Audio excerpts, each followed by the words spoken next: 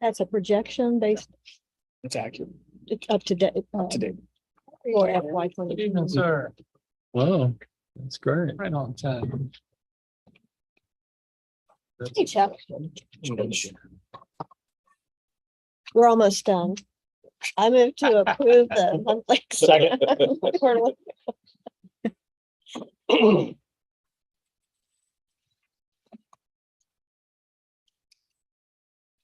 You want?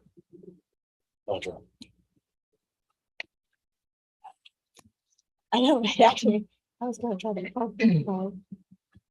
Pat you. Oh, shoot, it's full. My intelligence too.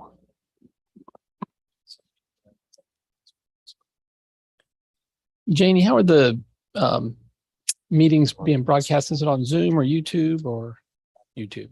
There's a link on the site. Very good. Thank you. Spring dusters. Yeah. Yeah, so you can watch yourself. Ladies and gentlemen, it's the appointed hour of 6:30 and would like to call the Lexington City Council work session to order and turn it over to the city manager. Mr. Mayor, I'm going to shortly now, as a matter of fact, turn over to the finance director, and she's going to lead you through the fourth quarter closeout. Short and sweet, I believe, but take the time to ask any questions you might have. Welcome, Jen. Thank you.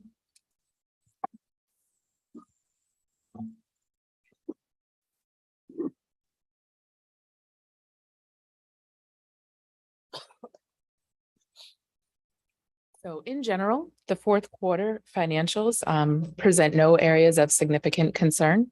I think we finished FY 22 in a really good place. I'll be coming back to you probably the first meeting in November, hopefully if that works, with the carryover requests. And I do expect another surplus this year. So to start going over with the general fund revenue collections, you'll see that nearly every category surpassed budget. In fact, the only one that didn't is one that we expected would not. It's the use of money and property, which includes interest on our LGIP and other bank deposits. So we know for most of the year, those were incredibly low. We started to see a little bit of a pickup in May and June, and we're finding the numbers are continuing to hold steady at a little higher rates for the first few months of FY 23. Moving on to the, I'm sorry, I do actually want to also mention that our revenue collections for the year surpassed budget by $2.5 million, or roughly 14% of budget. Moving on to the expenses. In the general fund, we were under budget for the year. Sorry. With the exception of two categories being health, education, and welfare and leisure services. The health, education, and welfare, we saw an uptick in services provided under the Child Services Act and the Virginia Public Assistance Program. And in the leisure services, it was actually a good reason to have an increase in expenses due to the increased lodging taxes that the city received. We owed a true-up payment to the horse center at the end of the year. Any questions about the general fund? Yeah, just some clarification. It says that there was, I guess, 10,548 in an operational shortfall and the outdoor pool. I think in previous years, pre-COVID, like we had budgeted for, you know, the operation, the outdoor pool. So in future years, is that going to be budgeted again? Because I'm assuming that we went over budget by that $10,000 because we had budgeted no funds to run the outdoor pool for the summer. Is that correct?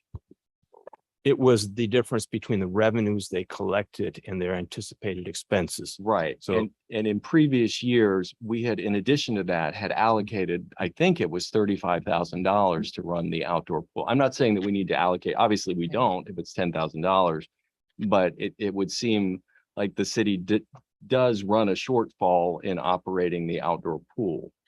Right. Understood. Yes. Okay. Okay. Thank you. Okay, moving on to the school fund.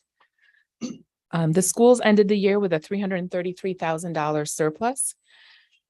It's expected to be a one-time event, as they also saw increased revenues largely due to funding received due to the pandemic.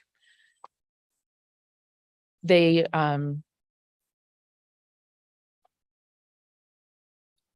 I apologize.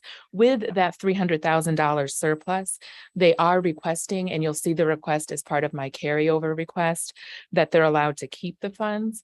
And they have proposed that they would put $200,000 into their future high school needs fund and split the remainder between future needs and future capital needs. Any questions on the school fund?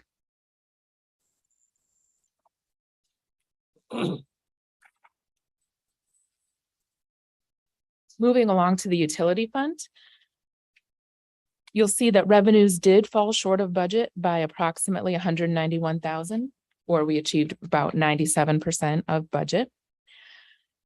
And you'll also notice, I'm sure, that expenses exceeded revenues for the year. But I would like to point out that included within the expenses is the capital projects line. And within that line, $2.7 million were spent on the Diamond Hill project. And that money, of course, is being funded by reimbursements from the bond issue. So if we remove that, expenses are actually at 6.1 million. So they did end the year with excess revenues. Do the math for me. The excess revenues, pulling out the, So removing Diamond Hill, which was 2.7 million, that gives us 6.1 million in expenses. So about 300,000. in excess revenue. Any questions on utility fund? Okay. Moving on to the equipment replacement fund. You'll notice that we spent less than half of the budgeted amount, and this was largely due to supply chain issues and the inability for many vehicles to get the chips that they need. So we have several pieces of equipment that are on order and others that we were not even able to order because of the chip shortage. For example, the fire department's vehicles. They were finally able to place their order in July of this year. So we'll expect them. I forget what the chief said, but several months from now, we expect to get those in. Is that the order for the ladder truck? No, this is in addition to the ladder truck. They had two smaller vehicles, two SUVs that they were also ordering. The ladder truck, though, is still on schedule. And I think the last email we got, we're still looking at early January to receive that. Has there been any, are we contractually locked in on the price for the ladder truck, or is there any, Oh, we're locked in on the Okay. price. not to worry about Exactly. surprises? Thank you. Except for financing, if we still We're look at not locked in on financing. that. Yes, We, right. we are not. Yeah. Okay, yeah. So we do have that risk out there. Okay.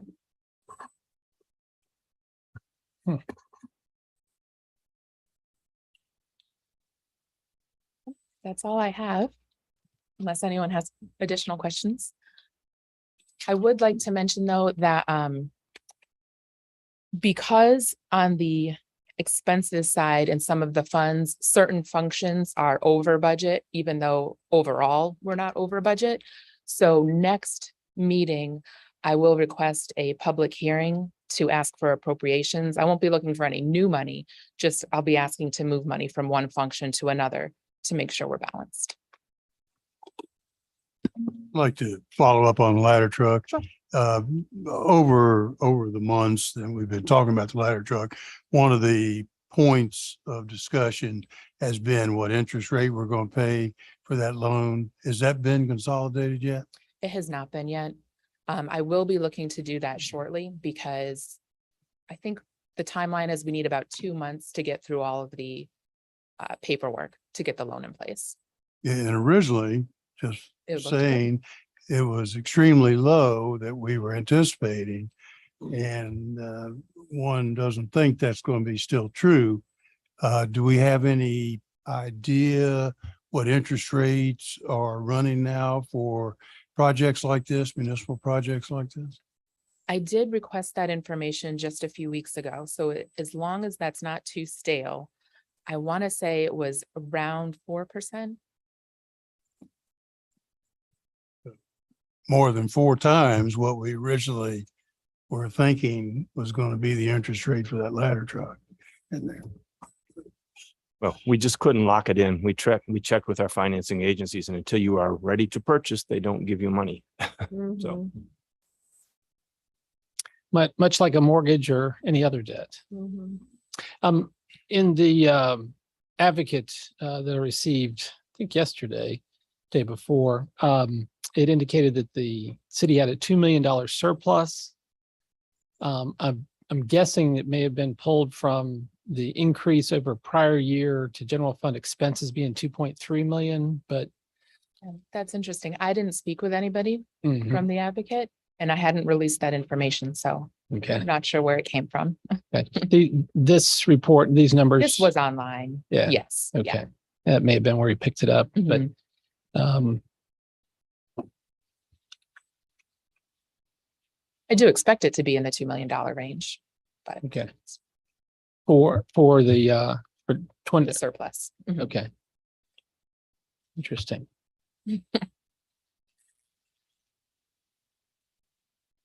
Members of council have any questions for the finance director on information reported?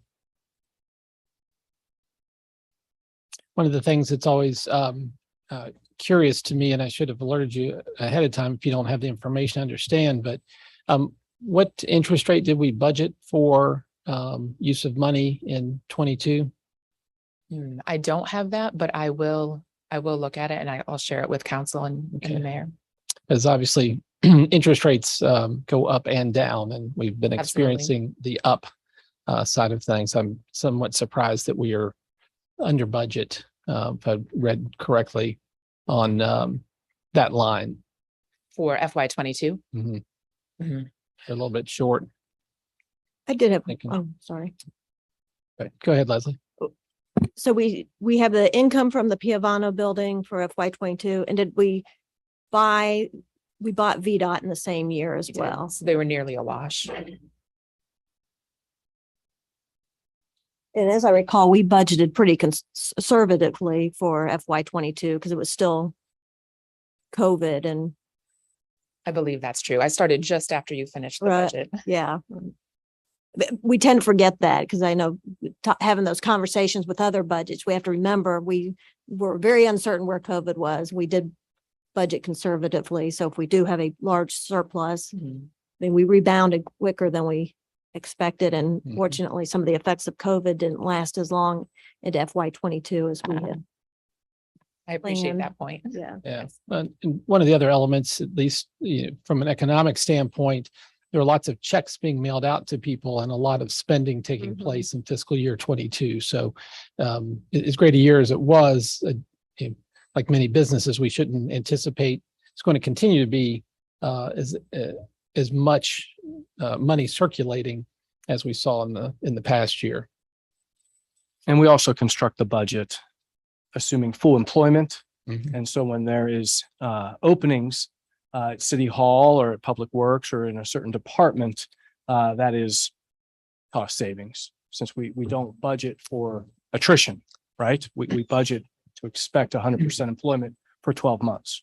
Right. And then another, something that I always like to keep track of is the value of the 1% of the lodging tax, and something that Jenna helped me, compile. And so, you think back to before the pandemic in FY 2019, a value of the 1% was just under $73,000 was the value of 1% on the lodging tax.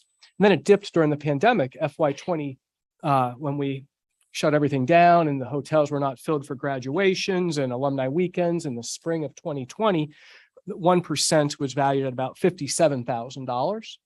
And then in FY 21, it was $55,000. And then last year, as things opened back up, it was just over $87,000.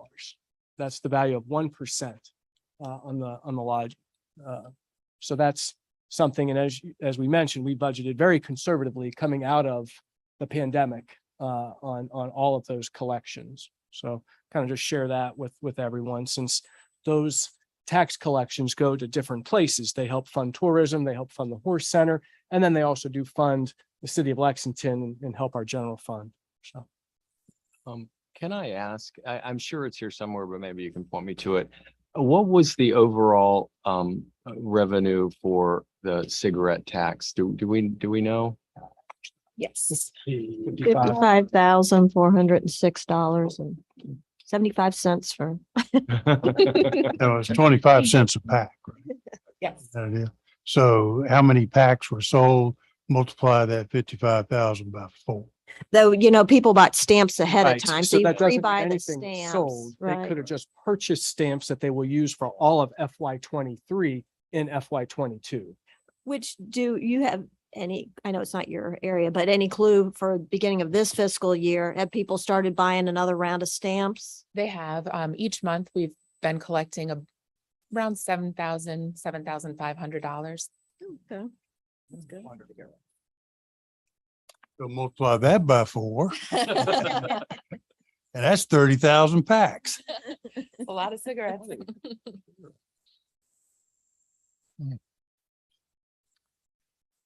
Per month. Other questions members of council have? Just while we have it before us, the utility fund, it seems like this may be one of the first times in many years we've had a surplus or excess revenue, I should say. Is that, I'll have to go back and check, but it seems to me that last year it may have been Okay. a small one. gotcha. I thought the last few years we've been slammed with a wet spring, and Right. we've just been incredibly over by $500,000. We've averaged almost $500,000 over due to I is often what we attribute it to. Right. But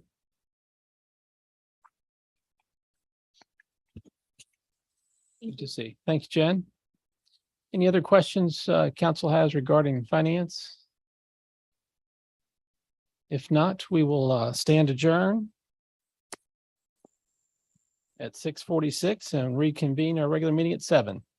Thank you all.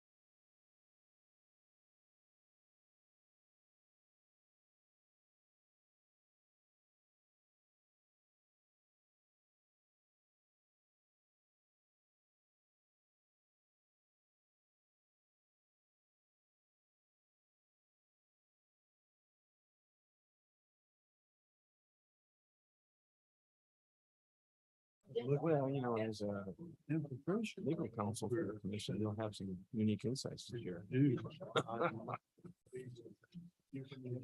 But yeah, and if there's any liabilities and how we treat our customers, you'd then know, you could clear them all up. We usually get an initial 100 yards. Oh, really? So I feel like we're repairing shoe. Back, the back end. Yeah,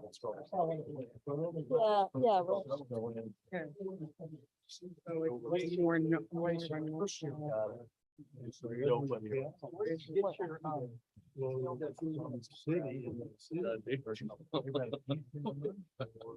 oh, wow. This is less money. This is house. Yeah. This is still a transition. There's parts of it I'm gonna miss. I miss you guys. So, There are parts of it, most, but there are also. Next year. so this is. So we've got public works here. Yeah. We have been. Oh, wow. That's awesome. Should have got the wedding party. And they're Oh, man. Oh, yeah. So when he. Very good.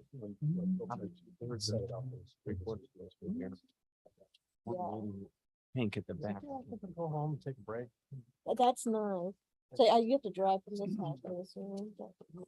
It's a quarter-mile walk.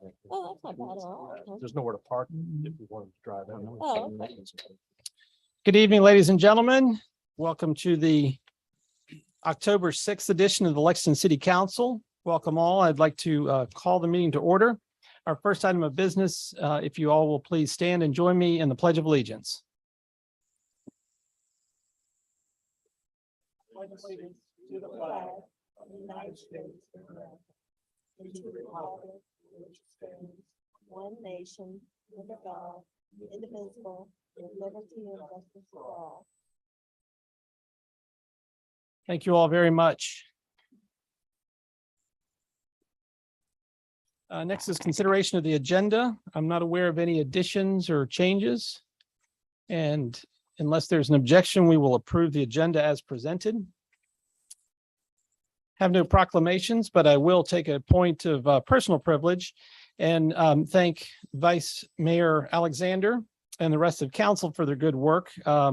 The last meeting I attended was August 4th, which is mind-boggling. We canceled the August 18 to give staff a break as well as the media. And I was ill the first meeting and on vacation for the first time in 6 years on September 15th. So it is great to be back with you. And thank you for the good work and professionalism that you always bring and the work that you've done over the past 2 months. Next, we have presentations, and I'd like to invite Rockbridge Area Transportation Services Report and Michelle Watkins. Michelle, the floor is yours. Thank you for being here. As some of you know, a lot has happened with Rockbridge Area Transportation in the last year and a half since I've been working directly in the organization. We've had an opportunity with generous support from the city, from the county, and other programs in our community to kind of clean things up a little bit. We had a lot of vehicles that were beginning to cost more to repair than they were really generating in revenue. So we were able to kind of swap out the old vehicles with some newer vehicles and new vehicles that are being provided by the state. So that has been very helpful. One challenge we ran into is, many of you may already know, we had a situation about a year and a half ago with the founder of RATS, Joan Manley herself, who had to be transported by stretcher to an outpatient medical appointment. And we were not able to do that. So a private for-profit company out of Kentucky was contracted to drive 3 hours in, pick her up, take her 2 hours for the appointment, 2 hours back, and then 3 hours returning to Kentucky. That costs thousands of dollars. I tried working with the state Department of Rail and Public Transportation to either allow us to modify one of their vehicles or give us funding to modify one of the vehicles so we could simply transport the founder of our organization. Unfortunately, they were not willing to do that. However, I was able to work through some other resources and found out through a text message a couple weeks ago that the U.S. Senate Appropriations Committee, Health and Human Services Department has approved my ask of $75,000 to purchase a stretcher van. And hopefully we'll be getting that funding soon. Some of you, however, may notice when you go driving by our office that we now have a Toyota Sienna. It's officially my baby. And we are very excited to hopefully begin providing stretcher transport services in the near future. We have formed a brand new 501c3 for insurance reasons to be able to do that. So it is Valley Area Stretcher Transport. We hope to begin services before the end of this year, definitely no later than beginning of next year. And I have to give a lot of credit to Rockbridge Area Hospice when in partnership as we co-applied for some grants together for that. Also, Rockbridge County donated funding for that. Carilion Clinic out of Roanoke, and even Washington and Lee provided some restricted funding to go strictly towards the purchase of that vehicle. So we're very, very excited about that. I'm not excited about the liability insurance bill, but we'll do what we can do with that. Another exciting project that we've had this year, this is something that's really dear to my heart, is partnering with the community table. And it's something that I kind of knew about. Frank and I've had some conversations about it. We were able to co-apply for funding also from Carilion and Roanoke, but also recently received a large grant from the Department of Health here in Virginia. And we are creating portable community table meals, identifying the areas in the county that are really the most economically challenged, looking at the Alice population identified in recent reports, access limited, economically constrained, but employed individuals in the community who just need a little more support and or need resources, but don't know where to start. So what we are going to be doing hopefully before the end of this month is starting portable community tables where we partner with the campus kitchen, the community table. RATS will be picking up the volunteers, the food supplies for the meals. Our first meal is scheduled to be at Natural Bridge. Again, really trying to reach out, improving the marketing opportunities for this. So we will be taking the volunteers and everybody down to the location for that meal. And then while the volunteers are getting that set up, RATS is going to be driving around that local area to pick up local community members to attend the event.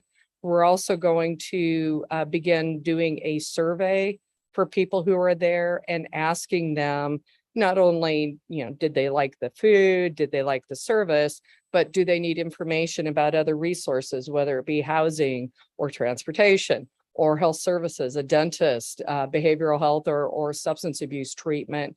Do they need a ramp built for their house for wheelchair access or just simply limited mobility? Then we can reach out to Habitat for Humanity, Rockbridge Area Health Center, the CSB. We have a lot of different resources as nonprofits. We're all working together. We have a really good monthly meeting that we participate in together and how we've been able to brainstorm these ideas. And the point is, in the survey, identifying those community member needs for that location, but also across the board.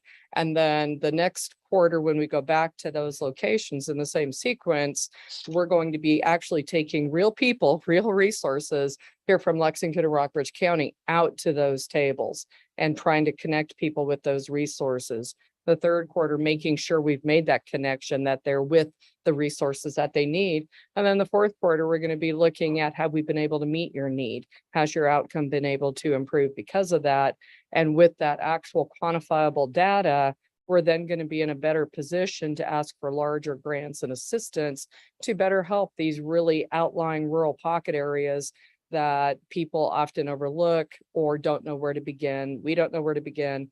People in those rural areas don't necessarily know where to begin. So let's come together and see what we can do to help them.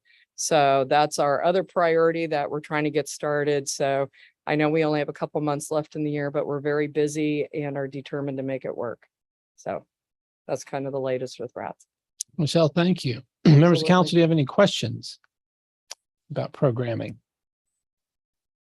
Very good. Thank you for the update. Thank you for the great work and the pace with which you attack all these opportunities and the collaboration with the organizations that you mentioned and the services that you provide to those most in need in our community. We're very, very grateful.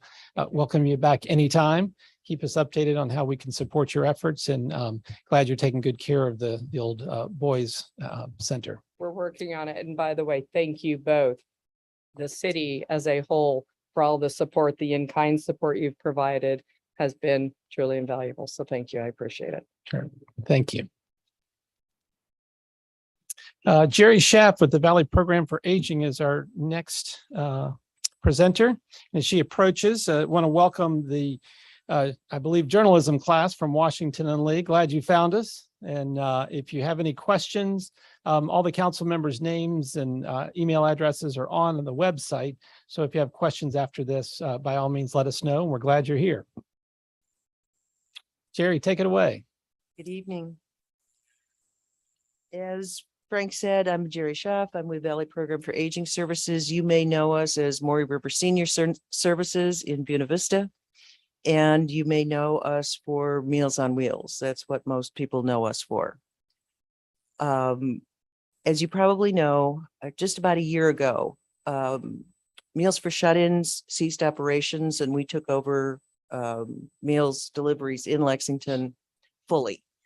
Before then, we were actually paying for the meals, but the Meals for Shut-ins volunteers were delivering them. In that time, we have increased deliveries to the city of Lexington by 30%. We are reaching neighborhoods that have not been reached in the past.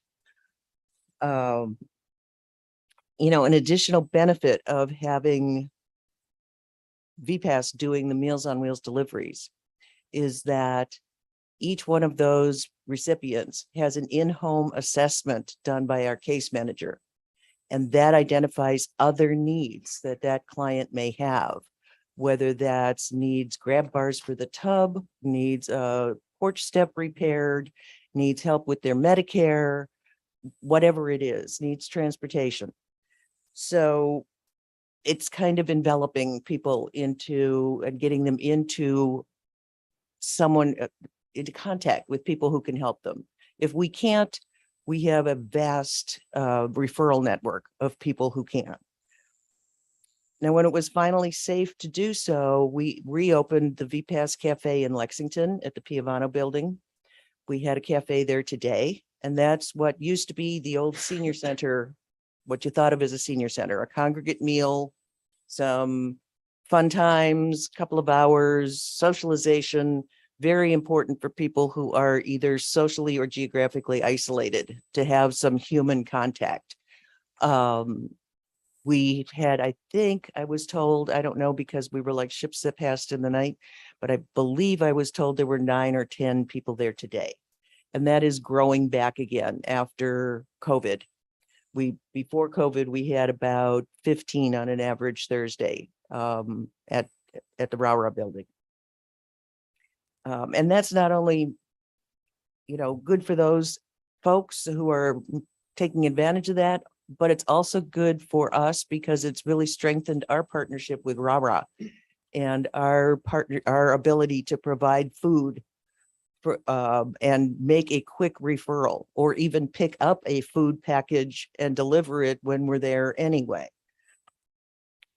Now, last fall, when we ended our fiscal year, which was our fiscal year ended Friday. So I don't really have numbers for this fiscal year yet. But last year, we served 138 unduplicated Lexington residents.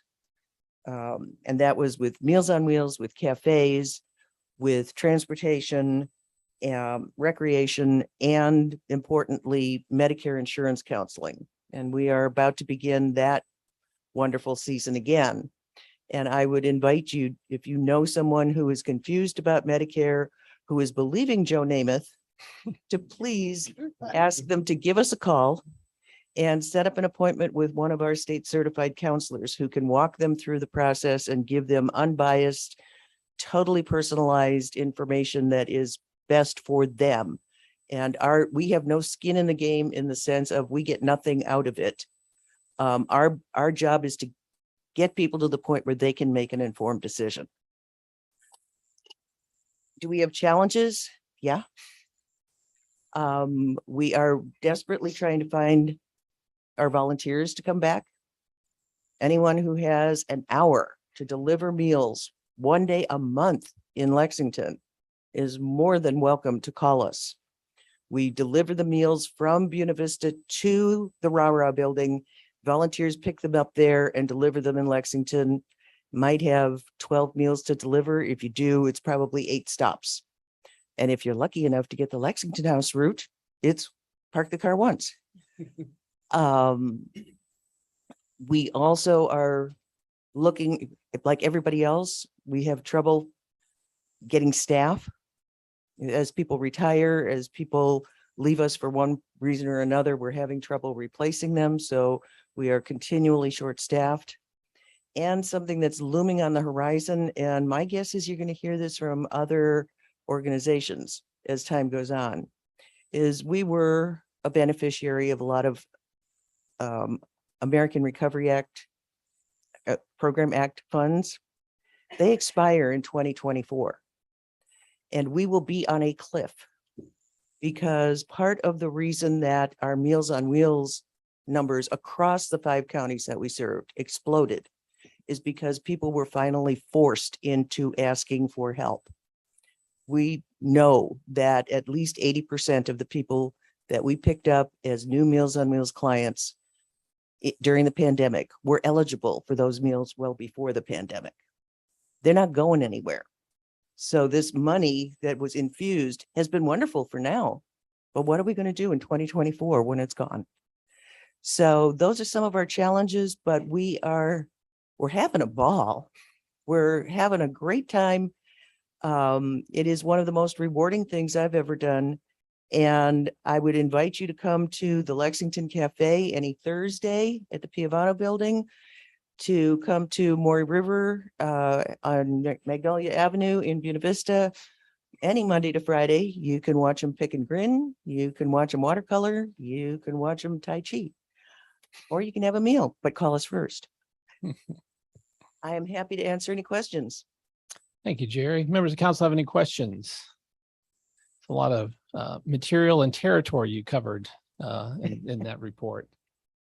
Hearing none, I will just echo your sentiments. I had the good fortune of being invited to go deliver meals and went with a couple, husband and wife, and we had 4 stops, and it was an incredibly enriching hour that I had the opportunity to go and see folks in their home. And like you said, it means so much to the people that you go and visit and take a meal to. Sometimes it's the only person they may see that day, which is mind-boggling in our busy lives. So encourage all members of the community and students, especially if you're looking for things to do to contribute. A lot of times you look at the schools, but looking at some of us old folks can use some help too, and would encourage you the meals delivery program and then the senior center are both fantastic and very supportive organizations. So as a chronic community server that you've been doing for probably decades at this Ever. point, very Since the earth was cooling. very grateful that after all these many years, you still bring the same enthusiasm and joy to it. And thanks for being something that we can all aspire to with the work that we do in making our world a better place. So thank you. And Thank you. I encourage you and Michelle to stay for our next presentation to recognize some of the people that help with all the things that you all have talked about. Wonderful. Thank you. Thank you, Jerry. Next, I'd like to call on City Manager for some recognition. Thank you, Mr. Mayor. All of us recall that when Jeff Martone left us to re-enter his family business on April 1st, over 6 months ago now, that I had some dismay. We all did, because Jeff was quite a prodigious worker. He kept a lot of things going, worked on projects and moved things along regularly in Public Works and elsewhere throughout the community. And so I was a little dismayed. I will say, though, and I want to recognize and call them forward, please. Scott Dameron, Thomas Wagner, Stephanie Tomlin, and Doug Sisson were the 4 individuals in Public Works really picked up the load after Jeff left. And none of them want to be here tonight, you can see. But I insisted, and Patrick Madigan, the Public Works Director, insisted, because they deserve recognition, not only from all of us here in the room, but from the community. Because again, Jeff had a full-time job that probably was 55 hours a week. They've continued during that time to do their work and his work, and not much, if anything, was missed. They really did a great job, and I'm so proud of them. I respect them so much for the work they've always done, and especially when they stepped up as a really valuable members of our team and really showed, I think, everyone how valuable and productive they were. So I think we've got a few small items for them. I don't know if council wants to, say a word or two, but they did a great job, and I'm just so pleased to have been part of the team and have them part of our great team.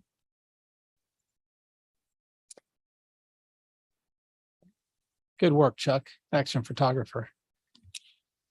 That smile. Yeah. Get closer. Scott, you can do it. I know. Scott is smiling. There you go. Want to echo the city manager's words and the deep appreciation for our entire community. The things that you all do that people don't realize.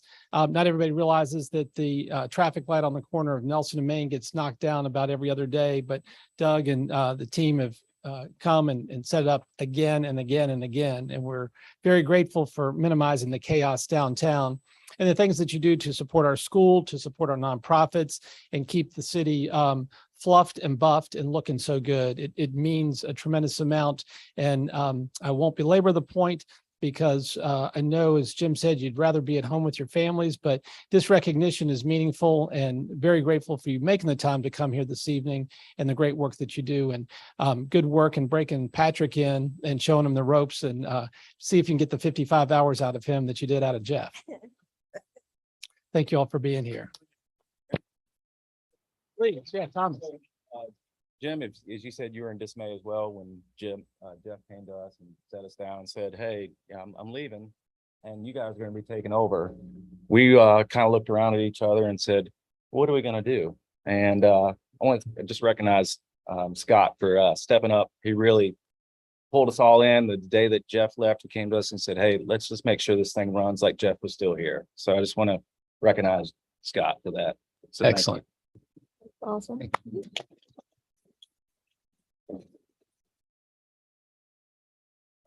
Yeah, I was gonna say, glad you all are here, but if you want to make a quick exit, you are more than welcome to. Michelle and Jerry too.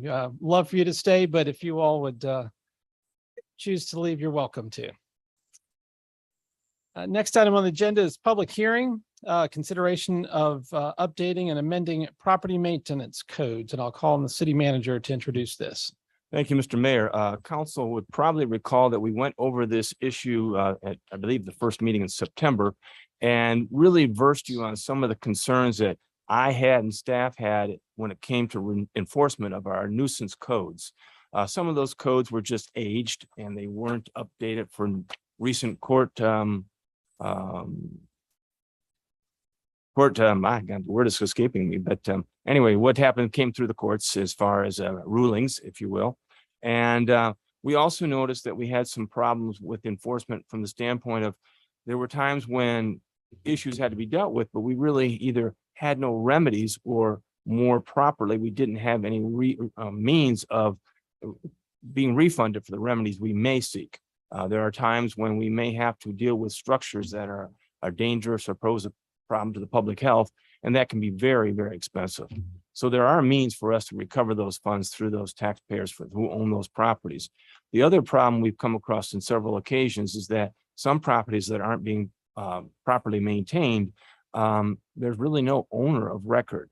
There's nobody who inherited the property from a father, mother, grandmother, grandparents, etc.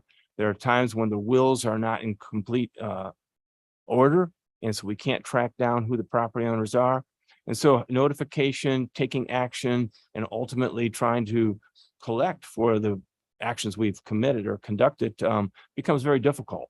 And we want to make sure that in all those cases, if we are forced to take action, we can not save the taxpayers' dollars, but recover the taxpayers' dollars that we've put into taking care of those properties and charge that against the property. So those are some of the type of upgrades or updates we've made to the code. And my recommendation, of course, is to move forward after the public hearing and adopt these new codes. Unless there's significant input from the public that would indicate we need to take another look at some aspect of this issue. I'm not sure if the city attorney would like to share anything more, but Jared. Sure, happy to answer any questions that you might have. I know you've had the proposed ordinance before you. But what it mainly does is allow the city to go into nuisance properties, not eyesores, but nuisances. And the distinction there is there has to be some potential threat to the public health. Unlike the building code, it's not an imminent threat to the public health where the building official can go in and just shut things down. It's the potential for a threat to the public, essentially creates the nuisance. And what this code does is will allow the city to go in, notify the owner. One of the issues has been the legal owners of the property may not be readily defined or readily accessible to get the authority. So there is now a presumption after this, if we put this in, there's stated clearly that there's the presumption that the owner of record with the Commissioner of Revenue's office, essentially the person who gets the tax ticket for the property, there's a presumption that that person is the owner. So in terms of going in and cleaning up the property, you send notice to that address.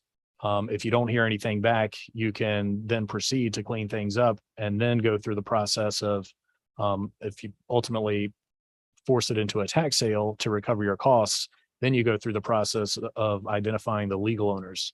But this somewhat streamlines the actual enforcement mechanism. So you don't have to identify the 30 or 40 potential people, heirs of a grandparent, for example, who are the legal owners of the property before you go in and clean up the issue. And that's really we had the discussion about which way we wanted to take this. Two of the other potential routes. One is essentially a tax abatement program where you work with the owner of the property to convince them that if they put in X number of dollars to clean up their property for the next 5 years, their property tax will be abated to somewhat recover those costs. But I'm not sure that approach would actually reach our issue. I think our main issue is generally everyone, almost everyone wants to maintain their property. It's the few individuals who choose not to, and really wouldn't respond to that incentive in any case.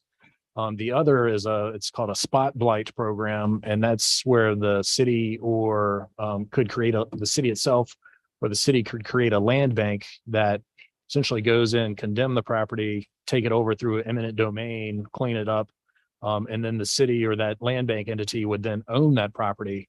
That also didn't seem like the approach that we wanted to take. And I'm not sure how helpful that would be to actually address what the conditions are on the ground. So we could still go, these things aren't mutually exclusive. We could still add those programs if, as we go through this process, we find out that those might be more well taken by property owners. But this is a fairly powerful tool that gives us the authority to notify the presumptive owner if we don't hear any response, or they choose not to clean it up for a certain time, that the city can then go in and remove that nuisance, however that is.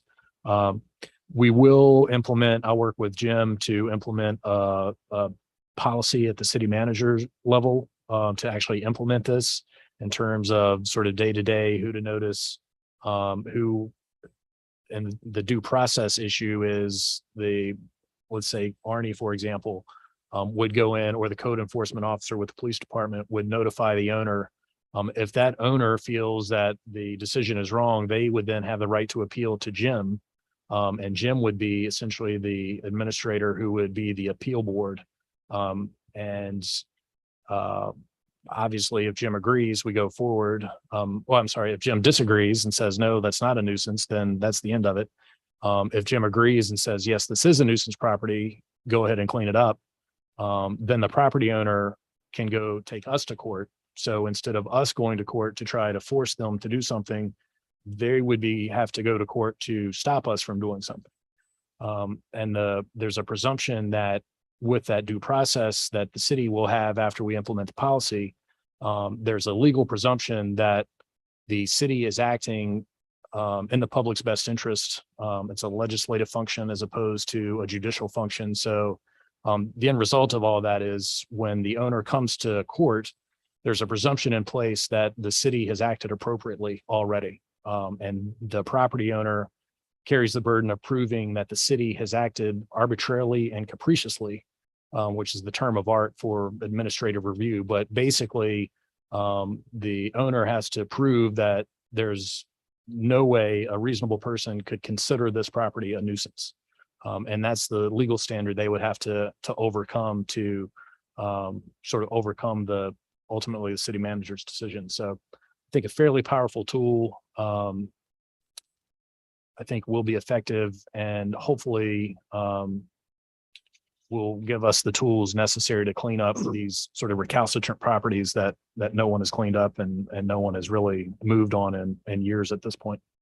With it, and I'll close at some point, all of this tacked on to all of the costs for cleaning up the nuisance can be attached to the property as a lien.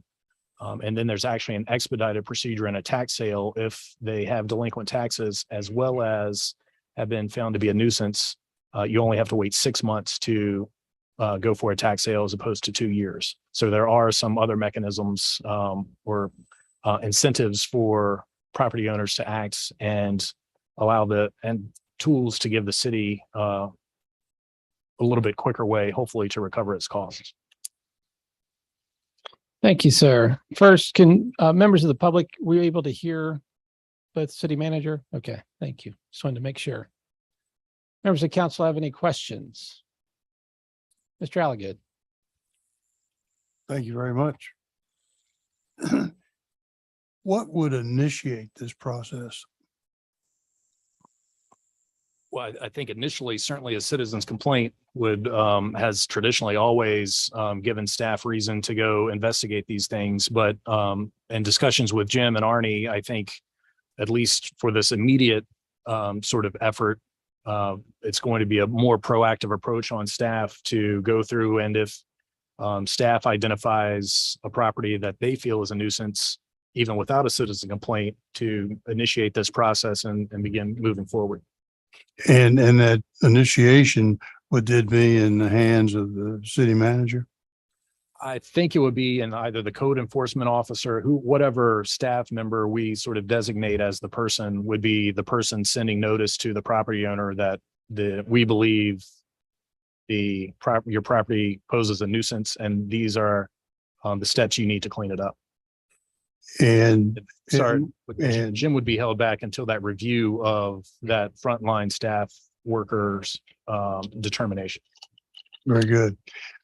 So after we've begun the process and notice has been given to whomever, and let's say we've spent the money, we've done the cleanup, we've abated the nuisance, and a lien is attached to the property, we reach that level. Is that lien going to be subject to interest or judicial interest? No, it wouldn't be subject to interest. It would just be, and the statutes speak to recovering the costs of abatement. And so it would be a fixed number, whatever that cost. And so the clock would actually stop once that total is assigned as a lien to that property. Yes. Yeah. Thank you. Jared, part and parcel with this, if they're, pun intended, if there's a parcel that there's taxes have not been paid for 10 years, no one ever maintains it, the city goes in and cleans it up every year, that would fall subject to this and something that may catch the eye of the person designated to begin that process. Begin the process of cleanup. Well, cleanup and then ultimately taking it from don't know who the owner is. No one's laid claim to it. And perhaps, I may have the terms wrong, but working towards a tax sale and making it a productive piece of property as opposed to a vacant lot that nobody's laying claim to and no one's paying taxes to, and the city's mowing the grass every year. Right. This would be like expedite that process. If it's both tax delinquent and a nuisance property, you can initiate the tax sale process sooner than you can if it's just tax delinquent. Right. And that would ultimately be hold a tax sale. Somebody comes in, buys the property as is. We get paid, all the other liens get paid, and then hopefully the new owner cleans it up and At least we know who the new owner is at that point. Yeah.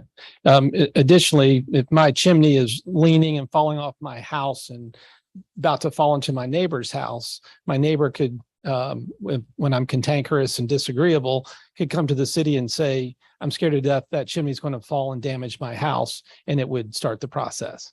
yes. Okay. Those are some hypotheticals. I think my chimney's okay. I had it checked last year. Appreciate you doing this work. I mean, it's something that's been literally talked about for years and years. And I think you pointed out at the last meeting that you were surprised when you looked at our code that there was not the tool that to already move forward in a similar fashion, and that our code paled in comparison to other localities that you were familiar with. But, when you actually see the proposal, it's kind of like, okay, we've been talking about it. Citizens have come to us actually for years with binders of pictures where they felt there were properties that were nuisances. I mean, that's going back years of that presentation. And so this is kind of where the rubber meets the road. And so, I'm just trying to weigh the whole concept of a owner or an individual, and I know we might not know the owner or individual, where they won't clean up their property or they can't clean up their property. The whole can't clean up their property, that there might be a desire to, but we know that they cannot. So I just want to be assured that there are resources in our community, organizations in our community, and I think that there are, if someone puts up their hand and says, you know what, I've gotten this letter from the city and I'm really concerned. I actually live here, or I actually do own this property, and I don't have the money. I don't know how to get a truck here to haul it away. I don't have the ability to deal with this nuisance that you, city, have defined it as a nuisance. Will we work with that person? Will we connect that person or that family to an organization to help, so that we're not taking this action to someone that in good faith wants to take care of their property when confronted with this? And so it's a long question. I just don't want to rush into this. Well, I think the implementation will ultimately be an issue for Jim and staff, but my thought on that is, one, there's provision in the statute or in the ordinance that the owner can agree and basically expedite this process. But I think from a legal perspective, the issue then was the city would have authority to go in, clean it up. Question is then to what extent the city tries to reclaim those funds. And if this is obviously depends on the property, but that would always be a potential option for the city to pay for it and not try to recover the cost. And I get that. I guess that just is ratcheting it up a level. And if we have the person that agrees with the finding, but again, it takes it up a level if the city is coming in and there's the threat of the city reclaiming the cost. I guess I'm just trying to know that we've got organizations, if they would be willing to help, that we know that in our great community, that if someone is in need because they cannot clean up their property, that they're not threatened with a bill that we may or may not send them, that they can get some help. That's really what I want there to be, that opportunity for someone that wants to do the right thing for their property and without a threat. I couldn't sit here tonight and say that that's going to always be the case. I mean, some of the structures we have seen and you're familiar with would be tens of thousands of dollars. I don't know of a construction company that off the top of my head would come in and want to put that type of money into repairing a home or a business structure. And some of it will be just outright demolition. We know there are several structures like that in town now. I do know today that we have a couple of pieces of property where a contractor in town has said, we're willing to do some community work. We've got heavy equipment. If somebody needs some things hauled away, we'll take them, no charge. And we put them in touch with the property owner. The property owner just had nothing to do with it. Now, that's his choice. But can I tell you today, or any of you as council members, that 3 years from now, we're gonna have a situation where the resources are going to absolutely be available? I can't, because there are some very broad range of issues that we're trying to mitigate and deal with. And that's perfect. You know, I mean, I think when you put it in that context, I think that we're aware of when a nuisance literally in this is defined as weeds, or as we've dealt with weeds before and snow on sidewalks, that's a nuisance by the code. But what you're describing, sure, it does take it up a level. So again, I'm kind of asking this question, and your answer really is helpful, I think, for the general public. Some of the nuisances that are threats to public safety, that are not just eyesores that we want to, not touch, deal with. We're talking about threats to public safety. So I appreciate the answer, Jim. Yeah, and I would pile on that under the purpose, the first sentence is in order to provide the well-being and safety of the general public. So that's the purpose of this. If my neighbor doesn't like my orange azalea bushes and finds them a nuisance, and to your other point, when there was a raw sewage issue for a resident, there are great measures taken by the city and some other organizations in town. And I feel very confident that we have a community of helpful and kind people that if someone raises their hand and says, I need some help, that they certainly will. But raise a good issue. So to follow up, one last point, in part D of the ordinance, the first sentence mentions the written consent of the property owner. And so should there not be written consent, then the other provisions of this particular ordinance would apply. And with consent, then there might be this working arrangement that could result in the abatement of the nuisance and maybe cost recovery, community help that we're talking about the possibility of. But this would allow that to occur as long as there is an agreement between the property owner and the city to abate the nuisance. Yes, with a degree of consent, we can certainly work with an individual. What we've typically found is that more difficult issues are when people just won't work with you. That's what we're really trying to address. I mean, we've dealt with some nuisances of grass, weeds, terrible disrepair of property, shrubbery, volunteer trees, skunks, raccoons, neighbors complaining. And we can find sometimes people who go in and deal with that kind of thing. And with or without consent. But with consent, it's obviously much easier. Very good. Yeah. Paul, or question? Yeah, well, actually, you can go on to Public hearing. At this time, I'd like to invite the public. Jim, if you could check and see if anyone signed up, but I'd like to open the public hearing for anyone here tonight who would like to speak to this topic before council potentially considers it.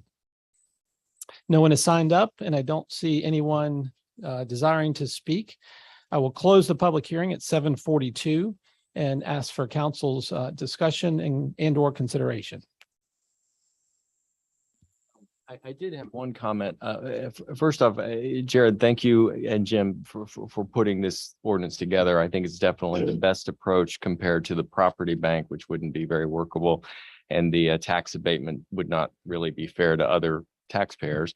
But my concern, I guess, is a little bit of concern when you mention that this would be a very powerful tool, and it would be, and the fact that nuisance can be read fairly broadly. I mean, standing water could be a health nuisance because it attracts mosquitoes. So, I mean, I think it's important that the city makes it clear to the public that we're not going to be using this punitively, and it is for extreme cases.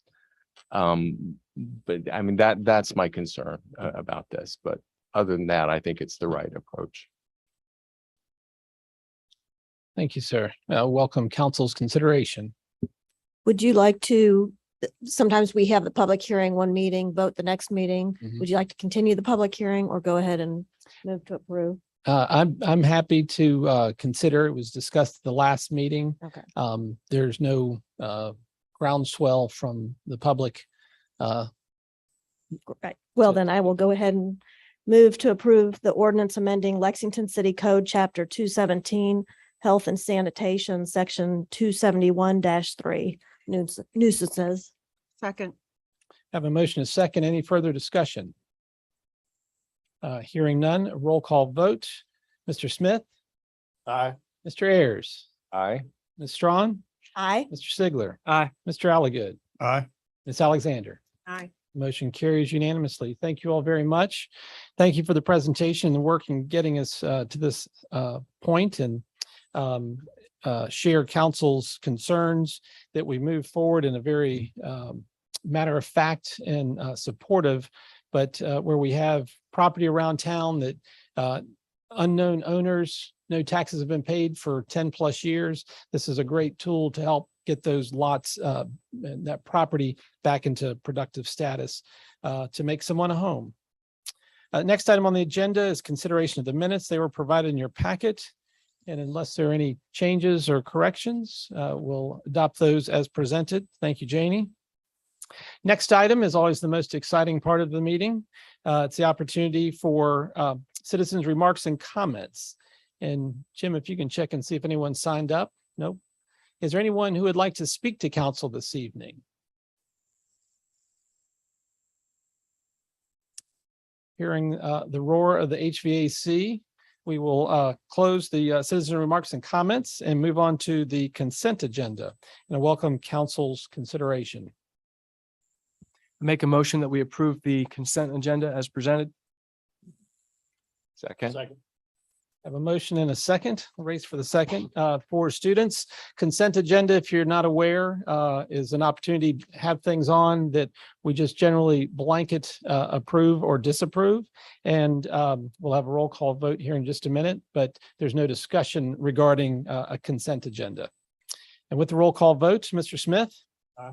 Mr. Ziegler. Aye. Mr. Alligood. Aye. Ms. Strawn. Aye. Mr. Ayers. Aye. Ms. Alexander. Aye. Mr. Smith. A comment on the consent agenda before I move forward. This goes to Mr. Sigler's observation in the past of the number of street closures that we've in the past have considered and approved, and here we have 5 of them. And to Chief Green's comments in the past, and Mr. Madigan is gone, but the number of hours that Public Works and our fire and rescue and police department put in for these events, I think it would be helpful if staff has the time to get the real numbers of what these closures cost as a part of daily business. I think it'd be helpful for me, it'd be helpful for the public to get a better understanding of how far our staff goes to make these street closures and events and gatherings and celebrations come together and make our community what it is. So I think that'd be really helpful to have as the ones we've done for this fiscal year and the ones that we will be doing as we move forward. It is on my agenda, both mentally and on paper. So I've had some conversations with staff, and there are some nuances to some of these events that need to perhaps be dealt with to differentiate between Mhm. categories of events. Right. But definitely want to address it. Thank you. Right. I Thanks. think specifically on the private events, right? And what the fee structure should be for those. And your ambition would be to create a fee structure for street closures, Mr. Smith? No, just to get an understanding of how much these events cost the city Gotcha. in time and hours and whatever. Gotcha. It's dated information, but I remember when I was first on council and John Ellisted went through this exercise. And at the time, this was probably 2007 or 8, it was about $30,000 a year that was being allocated. Far fewer events Right. back then. So just from that standpoint, but it's important to know what it does cost. And I guess to a certain degree, I would encourage council to reflect. One of the things we have discussed over the years is perhaps good oldie but goodies that have been going on, like the Christmas parade, won't be charged going forward, but any new events, we would know the actual cost and begin charging people for new events. That was an idea that was discussed sometime in the past, probably 6 or 8 years. So something to think about and ruminate on as the city manager amasses that information for us. So that was 30,000 in real dollars? I'm not sure I understand your question. We real versus old dollars. The city is already in business, Correct. and the city is already staffed with employees. And whether they're assigned to do this or that street closure, they're still part of the city payroll. So when I mention real dollars, I'm talking about, I guess, the incremental dollars beyond what the city budget already is. For instance, in an attempt to answer your question, and it may be better to have a work session to get knee deep in it, but if the police are supporting a parade in Lexington, but there's a call for a police officer, they can't be in 2 places at one time. So officers that are patrolling wouldn't be involved in the parade necessarily, because they would be either providing support for the parade or on call. So when you talk about real dollars, when we have the Christmas parade and we have additional police officers that support with that parade, they may very well and typically are getting or experiencing overtime, which means they're working longer hours and they're being compensated for it. So the 30,000 approximate was real dollars, not allocation of individuals. So it would have included the overtime, Yes, I believe so. not the regular time. I think that's correct. I don't recall the exact method of calculation. It's been a few years. I said 2008. I'm not sure what I had for breakfast this morning, but And the reason I'm even mentioning it yes. is that I'm just giving some other side to the $30,000 number that was tossed out with not much basis. I would beg to differ. John Ellisted had a basis that I can't tell you exactly what it was, but anecdotally looking at the police officer not being able to be in 2 places at one time. So it was real dollars. And but whether it was overtime dollars or straight dollars, knowing John, it was probably straight dollars because he tended to be on the low side of things. But our community has grown accustomed to these events and the great support, but it takes a toll. I think it was Main Street Lexington that presented and was sharing with us how much, and maybe the chief as well, how much time is spent by city staff and fire and rescue and PD for all the great events that we have of the candlelight processional, Christmas parade, Jingle Bell Run, and those are just the ones I can think of. So, but I agree, there's a cost. right, I agree. right. I think that another part of the discussion that we had a couple of years ago had to do with there were so many events that officers were being called on their day off Mhm. to have to work, of course, and we had to add that to their pay. Right. So that's where that came in. And of course, the overtime as well with Public Works. The physical dollars is one piece of the payment. There's a price to pay for finite number of staff. When a water main breaks, the team goes out and takes care of it. But they also may need to put the equipment down to block the streets for the community festival and so on. So So it would be interesting to have a follow-up on what these costs are. That's what we're talking about having. That's what Chuck has requested. Exactly. Exactly. I think it'd be meaningful to understand what the cost is to our citizenry. Next item on the agenda is unfinished business. I'm not aware of any, and we'll move right on to reports and communications. And I'll call on Mr. Smith for the Blue Ridge Resource Authority. No report. Meet Monday. Let me confirm it was a unanimous vote for approval of the consent agenda. Yeah. Sorry about that. Thank you.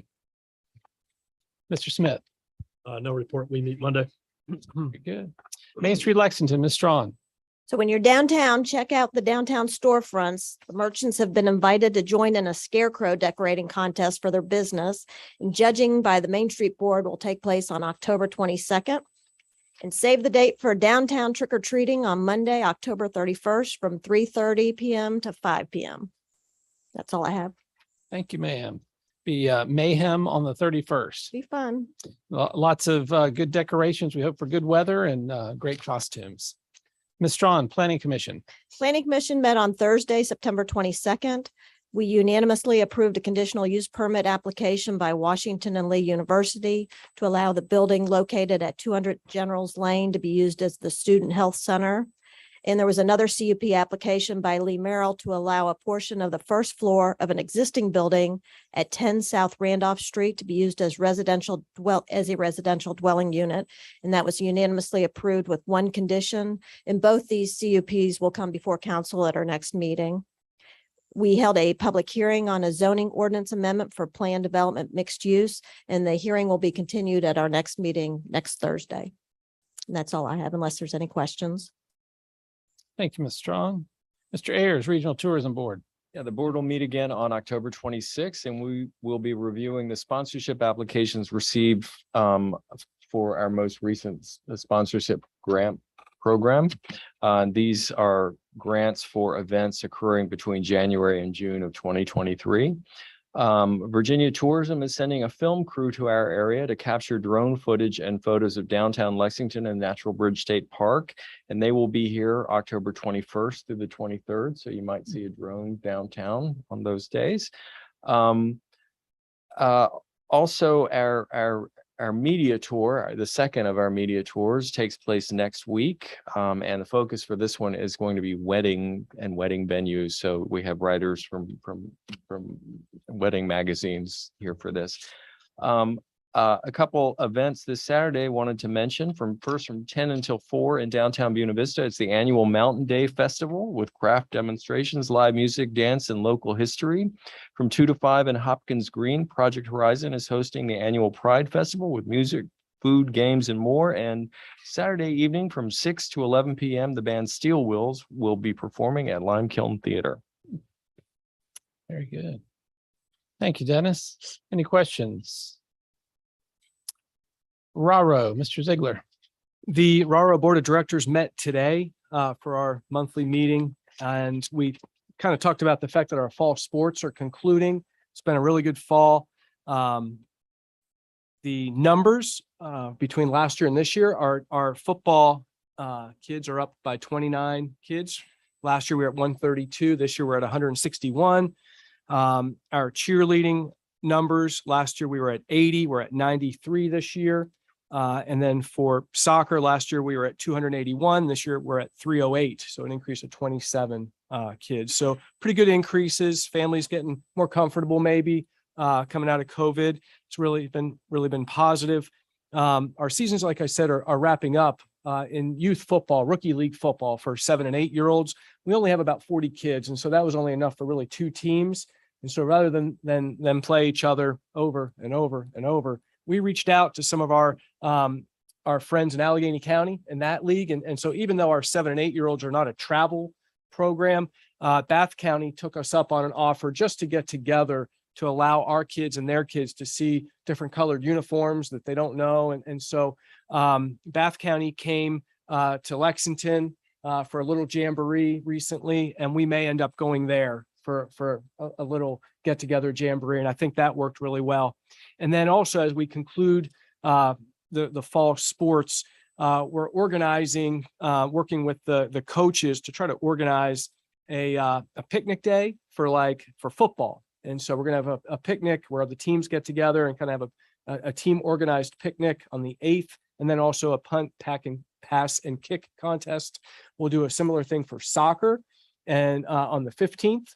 And then we're also working with cheerleading, so they get together and that they have an activity. It may take the form of tie-dyeing shirts or something, or that the cheerleading squads, that those teams can participate if they so choose to participate in that. A couple of other items. There were trees along the fence line that separated Fox Field and the annex that were in disrepair. And that was an issue that our staff had kind of pointed out to Public Works some time ago. And Public Works, hey, we honored them tonight. They filed it away that it needed to be done, and they took care of it. So Public Works kind of attacked some of those trees that were overgrown that were impacting the fence. I think there might be one tree left that we're might have to be a little bit more creative on how it might be dealt with, but they did a great job, and our staff were really excited about that. And actually one of our board members who works at the aquatic center said it really makes the whole property, as she looks down from the aquatic center, the view shed of all of that property, makes it look really nice that those trees were removed, and you can admire our playing fields where a lot of kids go. And then another thing that we're going to deal with later tonight, we talked about the surplus. I've mentioned that a couple times, and that, it's kind of a surplus, but it isn't.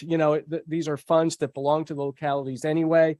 It's just the way that we fund RARO, it appears as if it was a surplus, but RARO was very good with their expenses. And so Lexington's share is about $3,300, and hopefully we take action later tonight to let RARO retain those funds to use for some one-time items. We're also going to be asking Buena Vista to allow RARO to retain about $7,200.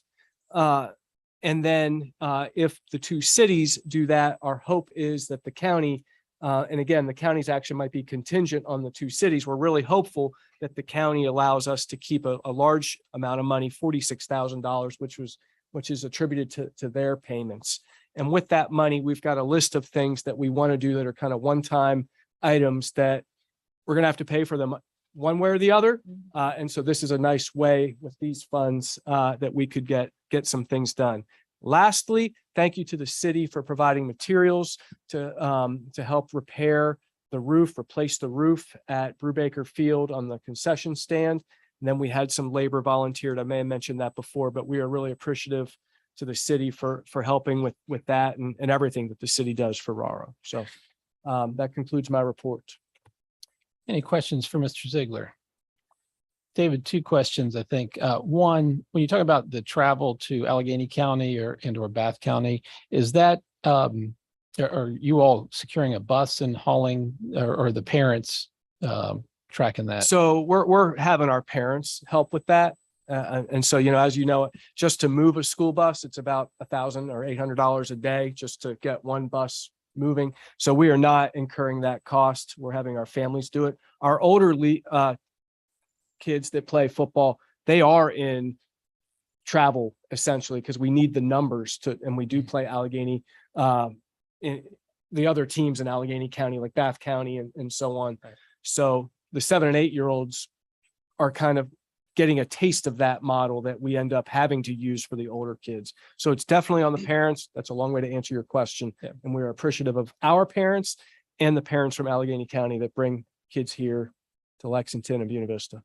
And certainly with the price of gas, it's no easier, as evidenced by the cost of the bus. But glad you all are coming up with those creative ideas to give children opportunities, see neighboring counties and also different jerseys, as you mentioned. The other piece, just wanted to echo appreciation to city staff and to RARO staff for removing those trees, having thrown a lot of batting practice there. It was always annoying, the needles and sticks and everything else. So I was by there and shocked when I saw it, but it does look fantastic. So congratulations on getting that accomplished, and staff's It was all Public Works. We really appreciate what they did. Great. You were shocked in a good way. Absolutely. Absolutely. Sometimes things don't change, and when you look at them and they are completely different, it's shocking, but it was a good shock to be sure. Threshold, Miss Alexander. Yes, Threshold met last Wednesday, the 28th. And we had to move to the police department conference room, which was a nice change of scenery. We did elect Shadri Sands as chairperson, so we have a new chair. Mr. Glazer reminded the commission that the Central Shenandoah Planning District Commission received the federal funding that we all know about in regard to doing the housing study. So he wanted to report about some of the focus groups that have been meeting. The focus groups are the service providers in the area, bankers, as well as realtors. In the service provider focus group, they talked about mental health issues, homelessness, and the promotion by realtors of market rate rentals over affordable housing options, and the existing housing and transportation difficulties. And there are a large number of people with transportation issues, as well as seeing that there are a lot of housing situations where people are living in pretty poor conditions in the area. RARA has been seeing a huge increase in transient and homeless populations coming to the area, and they are finding it challenging to find a place for them to stay with a voucher that they can provide them. But a lot of the motels are not willing to accept the vouchers right now. So that is a challenge. And the closest facilities will be in Roanoke and in Stanton, but those are normally full. So it is a big challenge to address the needs of the homeless in the area right now. The City Hall welcomed a group from JMU, and they were public administration class from JMU who are in their master's program, and they're going to be doing an impact study of rental units in the city's affordability, and which they are going to come to City Council in December to present their findings to us with that study that they're doing. It was a reminder to Mr. Glazer to advise them that with the housing study going on with the Central Shenandoah Planning District Commission, that perhaps that class would benefit by being in touch with them to receive some of the information that as a result of the focus groups that we've had recently. There has been some discussion about the rental housing inspection program being restarted, and just some people have been asking around about that.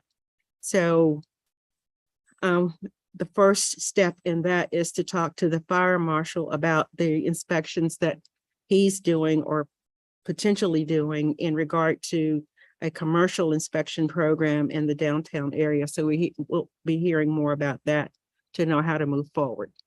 And that's all I have. Thank you, Ms. Alexander. Any questions for Ms. Alexander? Yes, sir. I have a clarification question. When you mentioned the vouchers not being able to be used, but is that because the spaces are full? Not necessarily. There have been some experiences that some of the motels have had that they're not willing to take some of the people that have a need for housing who have the voucher. There have been some experiences where it has been a burden and a cost to the motel to get things back in order, if in some instances. And unfortunately, in all cases, it only takes one person to cause a problem and the rumor gets around, and that makes it very difficult for everybody else who really needs a place to stay and who would take care of the problem. yeah. So. Thank you. Mhm. Very good. Any other questions? Hearing none. Mr. Alligood, MSA. Thank you. MSA board did meet last week and got a lot to talk about. The money that I've been mentioning every time we had our meeting about the application for these funds to pay for our improvements, whatever, whether it's going to be a grant or whether it's going to be borrowed money. We got a report from the state, and there in this particular pot of money, over $900 million was applied for by water districts and authorities throughout the state. As it turns out, the amount distributed was 50 million, even though 900 million had been applied for. And MSA was awarded 3 million, but it wasn't a grant, it's a loan. And so there was, and I'd been mentioning as well that the carrot of principal forgiveness has been dangling all along for getting your papers in on time, and maybe you'd be in line for a substantial principal forgiveness. Well, none of that occurred in there. So that is going to mean, obviously, that the cost, whatever they end up being, and currently we're looking at least 20 million for the water plant. And there's been some suggestion that the estimates are going to be higher, 50% higher, are going to have to be borne by borrowing the money probably. And of course, raising rates. With regard to the plant, I'd mentioned too about the living on the edge of the getting the raw water pump and having one down, and something could happen and there wouldn't be enough capacity, pumping capacity. Well, the MSA has ordered a spare water pump. Unknown delivery date. It's just allowed to be ordered and getting the delivery. Another pump has been ordered, and it's been stated that there's a 35-week delivery date on this stuff. So you can see with delivery dates like that in this extreme amount of time, how dangerous our situation, or how precarious, better word, our situation is when this old equipment that needs modernizing in the worst way breaks down.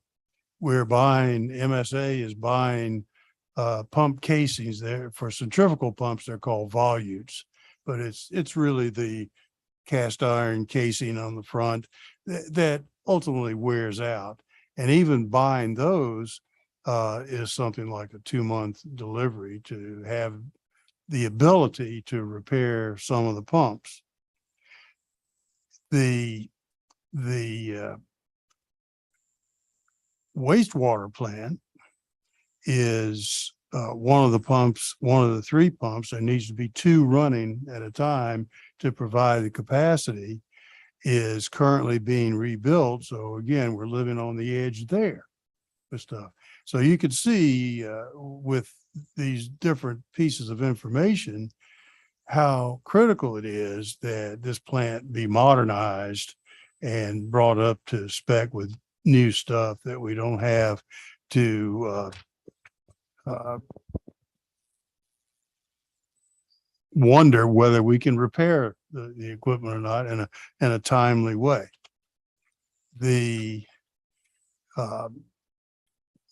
Fortunately, there's a little bit of silver lining there. Rockbridge County had requested funds, and with the help of Senators Warner and Kane, as part of the package that Rockbridge County was awarded, I think they did get a $3 million grant. that is dedicated. And it's dedicated to the engineering and design of the raw water pump. This is the pump system that takes water from the Maury River and starts it on its journey through the treatment process. The question about where that raw water pump station will be relocated is in doubt.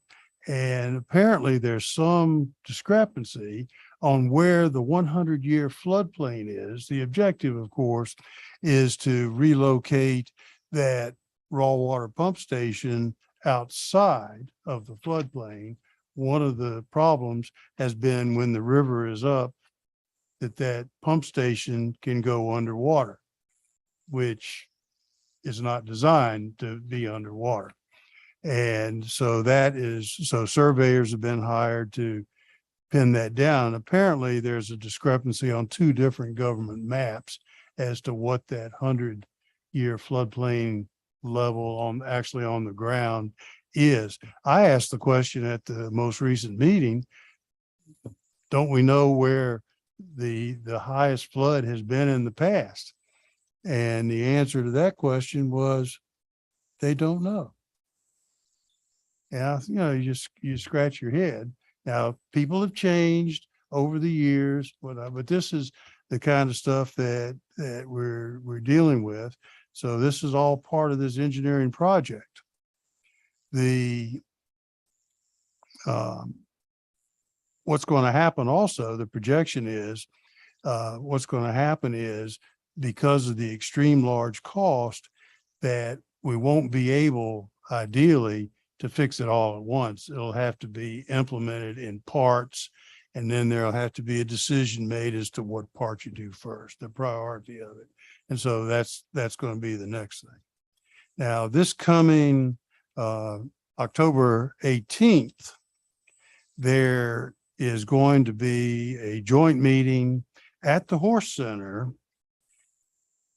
among MSA, Lexington City Council, and Rockbridge County Board of Supervisors to hear the presentation from the consulting engineers on modernizing the wastewater plant. And this will be the information that we've been waiting to hear. And this is where we're going to start hearing more firm cost numbers. So mark that on your calendar. Public is welcome to attend. And current estimates for the wastewater plant are in the $40 million vicinity. The next meeting for the MSA board is set for a week after that on October 25th. So we'll review that information as well and have discussion there. And so that's end of the report. Big money. So at the risk of repeating myself multiple times, hold on to your wallets. I gotta do any good.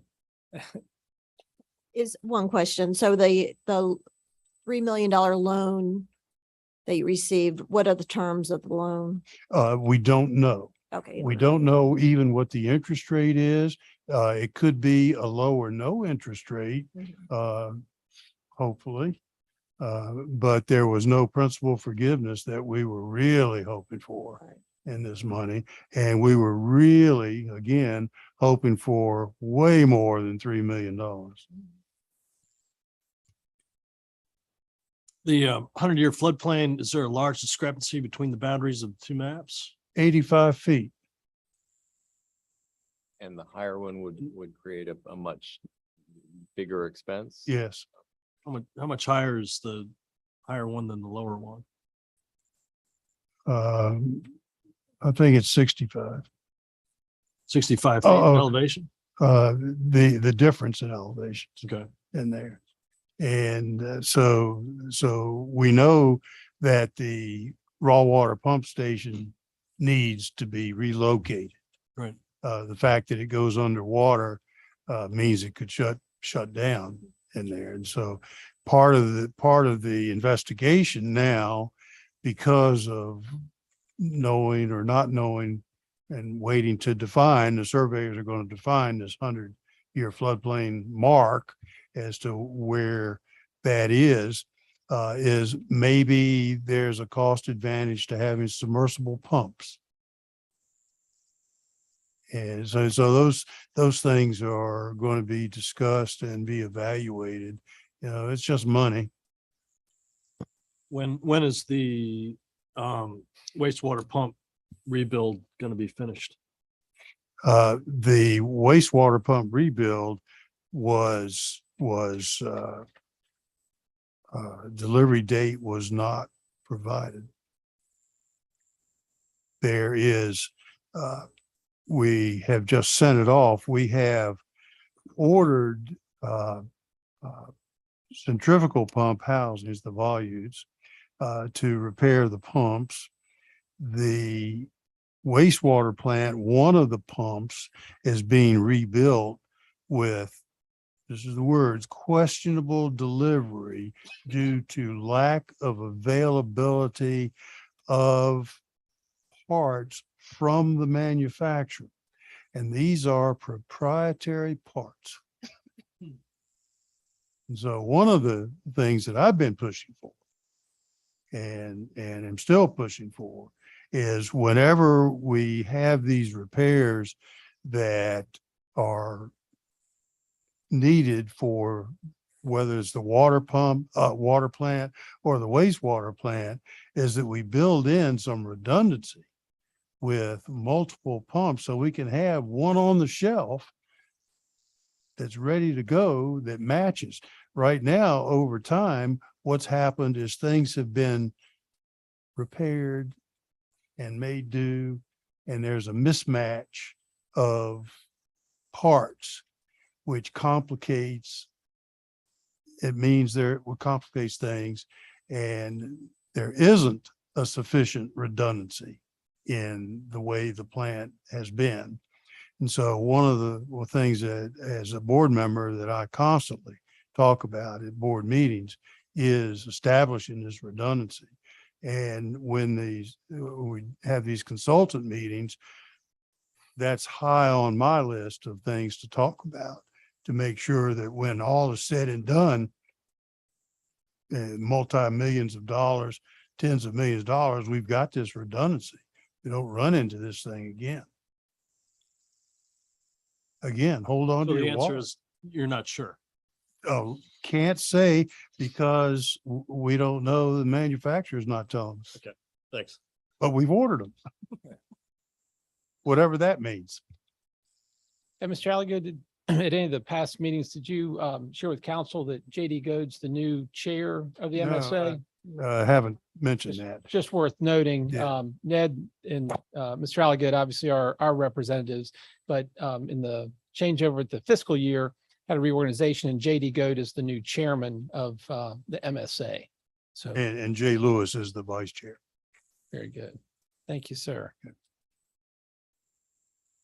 Next item is the mayor's report, and I have a couple of items.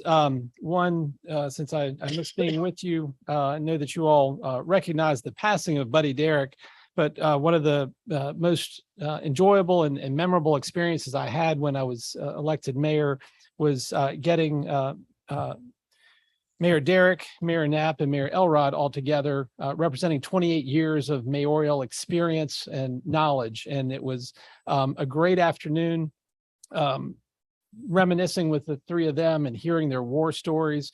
I remain with a heavy heart with Buddy's departure, but certainly want to recognize General Knapp, who I saw actually today at lunch at Nico's, and Mayor Elrod I haven't seen for a couple of months, but they're vital parts of our community who have served us well, and just conjure up great thoughts with the support that they've given all of us in our careers.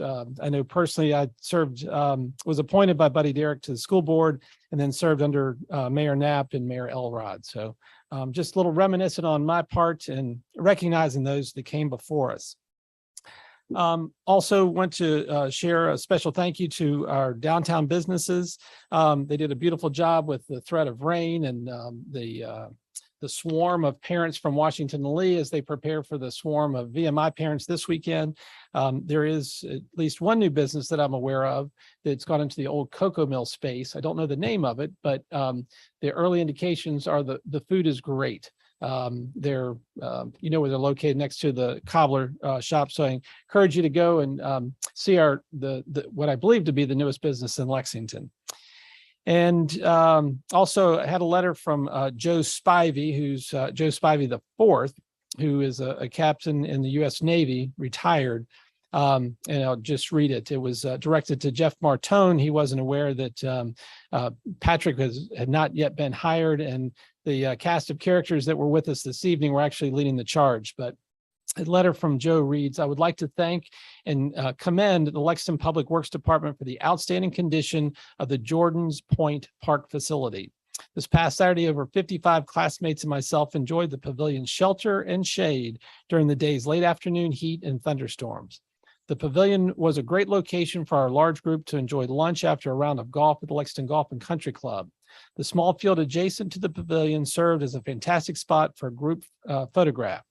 Additionally, proximity to the Maury River allowed us to walk down to and sit in the river after lunch. Enjoying the cool river water in the late afternoon allowed us to relax and reflect on our annual get-together. The Jordan Point Park Pavilion is a great facility, and your department is to be lauded for maintaining its simple and useful design. Again, from Joseph M. Spivey, the fourth class of 1985 at VMI. But wanted to, if you haven't been down to Jordan's Point, it's fantastic, and look forward to council's work in implementing more of the Jordan's Point master plan as we move forward and learn more about our financial situation.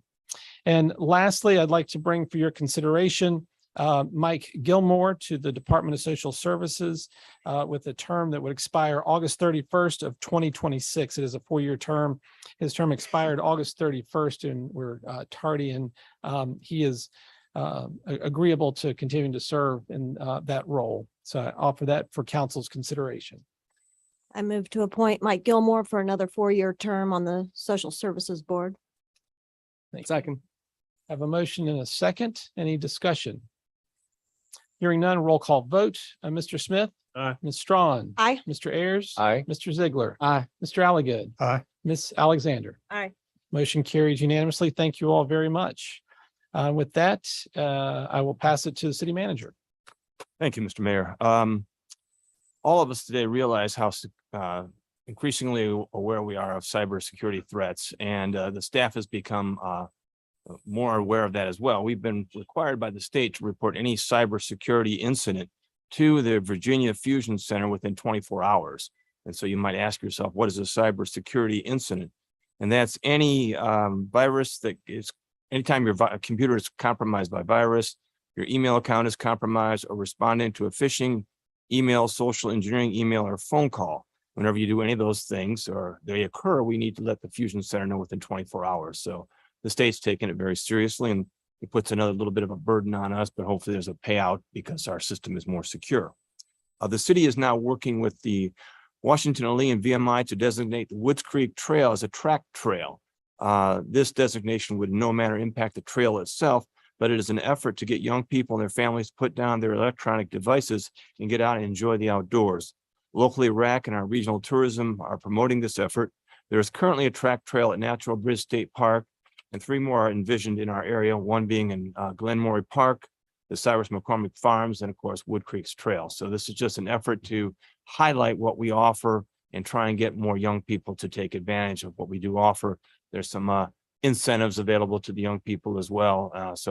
A number of different organizations are sponsoring it and promoting it, and hopefully it'll have some positive impacts. City code enforcement staff continues to work on improving the conditions at properties that have not controlled weeds and grass. These properties create problems for neighbors and can harbor nuisance animals and insects that further detract from enjoying your home and neighborhood. Staff is currently working 9 different properties throughout the city. There is a group of individuals in the community and several local history buffs and members of the Miller's House Museum primarily who are exploring what may be involved to clean out the old mill race and restore water in the race. With little or no water in the race, some historical structures are at risk of decay or damage. Just a little update from the Planning Commission and Planning Department. Aside from the regular Planning Commission meetings, which are very ably covered by Councilmember Strawn, the Planning and Inspections Department handles numerous other duties.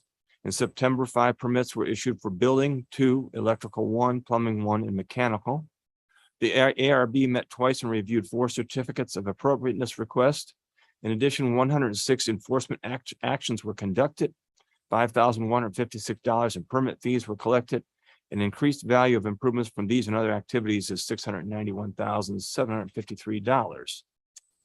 A little update from the fire department. Of course, the fire department was carefully watching the progress of Hurricane Ian last week. And fortunately, we had nearly no issues.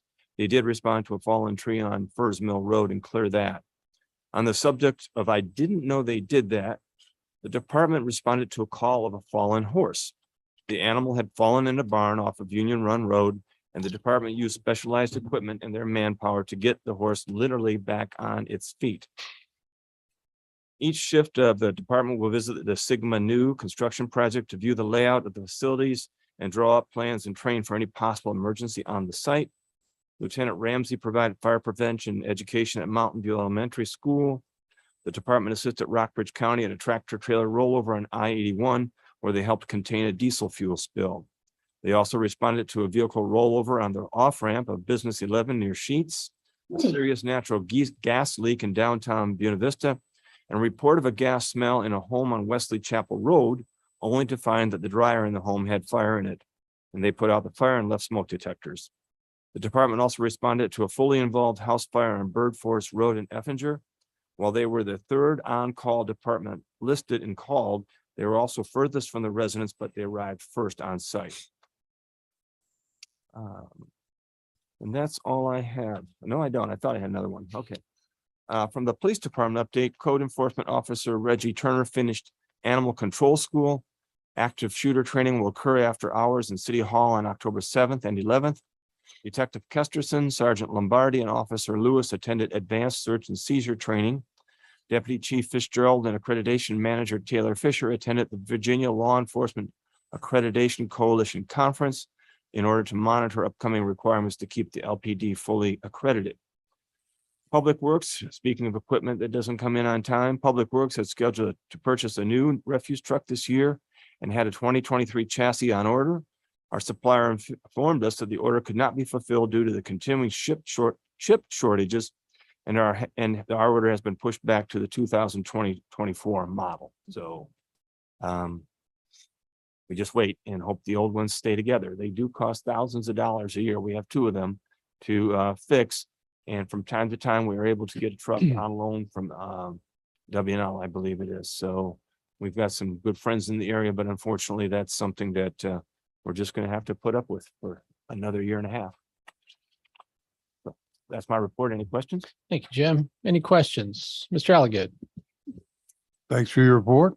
In the part of your report where you mentioned about the 9 properties that are in some stage of cleanup, how would those 9 properties fit in with regard to our most recently passed nuisance ordinance? Without looking at them personally, I know of several of them. I know of at least one that would certainly fall into that category of a nuisance. Several others that I am aware of, I would not consider them to be. But they're of the 9, I'm probably personally familiar with 4 or 5. So I don't know about the other 4 or 5, where they generally stand. My inclination is they're probably not a nuisance, or I would have heard about it. You know, typically I do hear about this from citizens or even our staff who say, Jim, I'm dealing with this issue and it's a real mess. And in many cases, I go take a look. Is our nuisance provision now, it takes effect tonight? Yes. Thank you very much. Okay. In Mr. any of Smith. those kind of instances, we're going to contact the owner first and try and get them to clean up the weeds and grass. So, you know, our first reaction is not going to be to do strict enforcement or very diligently follow this code and try and extract something from them that they cannot provide. In most cases, they do take care of the issue. It's probably 2 or 3 instances where we just don't get the response we're hoping for. Mr. Smith? I just wanted to add to Jim's report on the track trails program, that funding was provided through the Rockbridge Community Health Foundation through the Friends of Natural Bridge to fund the Rockbridge Outdoors program, which is facilitating the track trails program. Blue Ridge Parkway Foundation is the supplier of the product. But wanted to make sure everyone knew about that and how much external agencies that were involved in implementing this. I think we're actually scheduled for a kickoff on April 14th. Well, Blue Ridge Parkway folks should be in town to do the introduction of the Glenmorey Park Trail, the Woods Creek Park Trail, and then up to McCormick Farm for the final shot. That's all I had. Thanks. Thank you, Mr. Smith. Collaboration and cooperation goes a long way. Next item on the agenda is the city attorney and city attorney's report. Good evening, everyone. I've got my bi-monthly opioid settlement update. We received a funding today, I believe, close to $4,000 from the opioid fund. I believe there's a payment between 12 to 15,000 in the pipeline over that we can expect over the next few months. Chuck, last meeting you had asked for the various percentages of for you asked for the county, but also got Buena Vista. So of the sort of general funds pots of the settlement that gets distributed to each of the localities in Virginia, Lexington's share of that is calculated as 0.093%. Buena Vista is 0.078%, so roughly 10% less. And Rockbridge is 0.235%, so about 2.5 times the Lexington percentage. So I think we can roughly multiply what those percentages by what we've received to figure out what they've got. So that's it on the opioid. No recent update on continued court cases or settlements or anything like that. Have been working with Arnie to beef up the enforcement of the zoning ordinances to go beyond sort of the notice of violation. We actually today filed a case in district court to actually bring the property owner to court and begin the judicial proceedings where now ultimately, hopefully, the person will be facing the power of the court and not just sort of the city's enforcement mechanism of letters. So we're trying to put some teeth into the enforcement of the zoning ordinances. Then the third and final, I think, matter for tonight. I think some of you are aware of issues that have been taking place in circuit court. I think all of you know that I am not a full-time city attorney, that I am in private practice. I have a completely separate from the city practice of private clients, all civil. I don't do any criminal defense, but all civil clients. An issue has arisen in one of those cases involving my private clients, where Judge Russell and I have a differing view on his authority to do certain things with the property of my client, ultimately of my clients.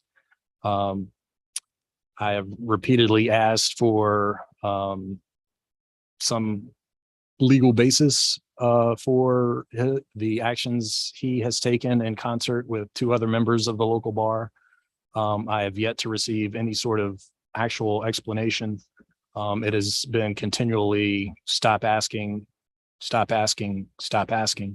And in my experience, if folks are proud of what they've done and feel that they have acted above board and to the letter of the law, they would be more than happy to say, yes, this is how we did this and this is why we did this. And Jared, you're mistaken on this point because this happened. There's been none of that. It has been continually stop asking questions. In my experience, if people who have done the wrong thing, that is their response to questions about what they have done is stop asking questions. And I am going to threaten to punish you until you stop asking questions. That comes from a position of we have done the wrong thing and we want these questions to stop. Whereas if they have done the right thing, they would be more than happy to explain their actions. So where that stands, so you all know, today was a hearing to hold me in contempt of court for asking these questions and suggesting that the court does not have the authority to do what he has done. He scheduled a hearing for October 20th to review my fitness to practice law in Rockbridge County before him. And he has imposed a 60-day jail sentence that will begin on November 10th. If I do not pay the other side's attorney's fees for having to appear in court and in theory explain why they have done what they've done. A fine that was $4,000 of their attorney's fees, which I haven't paid and am not going to pay. $200 a day starting today until it is paid. And if they're not paid on November 10th, barring no other action, I will be arrested and put in jail. In the meantime, fortunately, procedurally, I have given Judge Russell today at the end of the hearing a petition for a writ of mandamus and prohibition to the Supreme Court, where the Supreme Court reviews both that petition as well as the entire court file of the case, and has the authority to overturn everything, which I believe, fully confident, ultimately they will overturn everything Judge Russell has done in this case. But they also have the power to stay the proceedings at the circuit court level. So I also presented Judge Russell with an order of stay to stay the proceedings, which he did not sign. There is a procedure that the Supreme Court apparently has run into these cases before, that if he does not sign that stay, you can petition the Supreme Court directly for a stay. And they will stay these proceedings until the writ of mandamus is heard. So I do not believe that either the October 20th hearing or the report date of November 10th will hold. But as it stands now, that's where things are. Jared, can I ask you a question? So back in June, when you were fined, I guess, the attorney's fees, did you file an objection? Did you appeal that? Like, I would think that the procedure would be to actually appeal that. And so I'm trying to understand why that didn't happen. That hasn't happened because there hasn't been a final order in the case. So Did you lodge an objection, I guess? I did. Okay. In fact, on the transcript, that is the last word on the transcript is what stands as my notice of appeal. Okay. And the issue with the writ of mandamus is a little bit different from an appeal. Is this isn't an argument over, well, the judge ruled in a way that I don't think he should have, or we disagree on how he came down on the question. It is whether or not he has the authority to hear this case.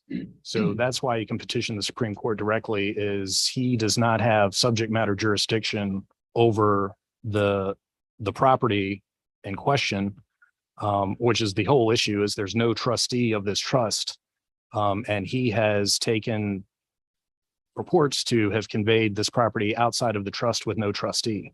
And the law is clear that if you don't have a trustee, you don't have jurisdiction over the trust. And without jurisdiction, everything's a nullity. Okay. I mean, I'm not sure we should be litigating this particular thing at this venue.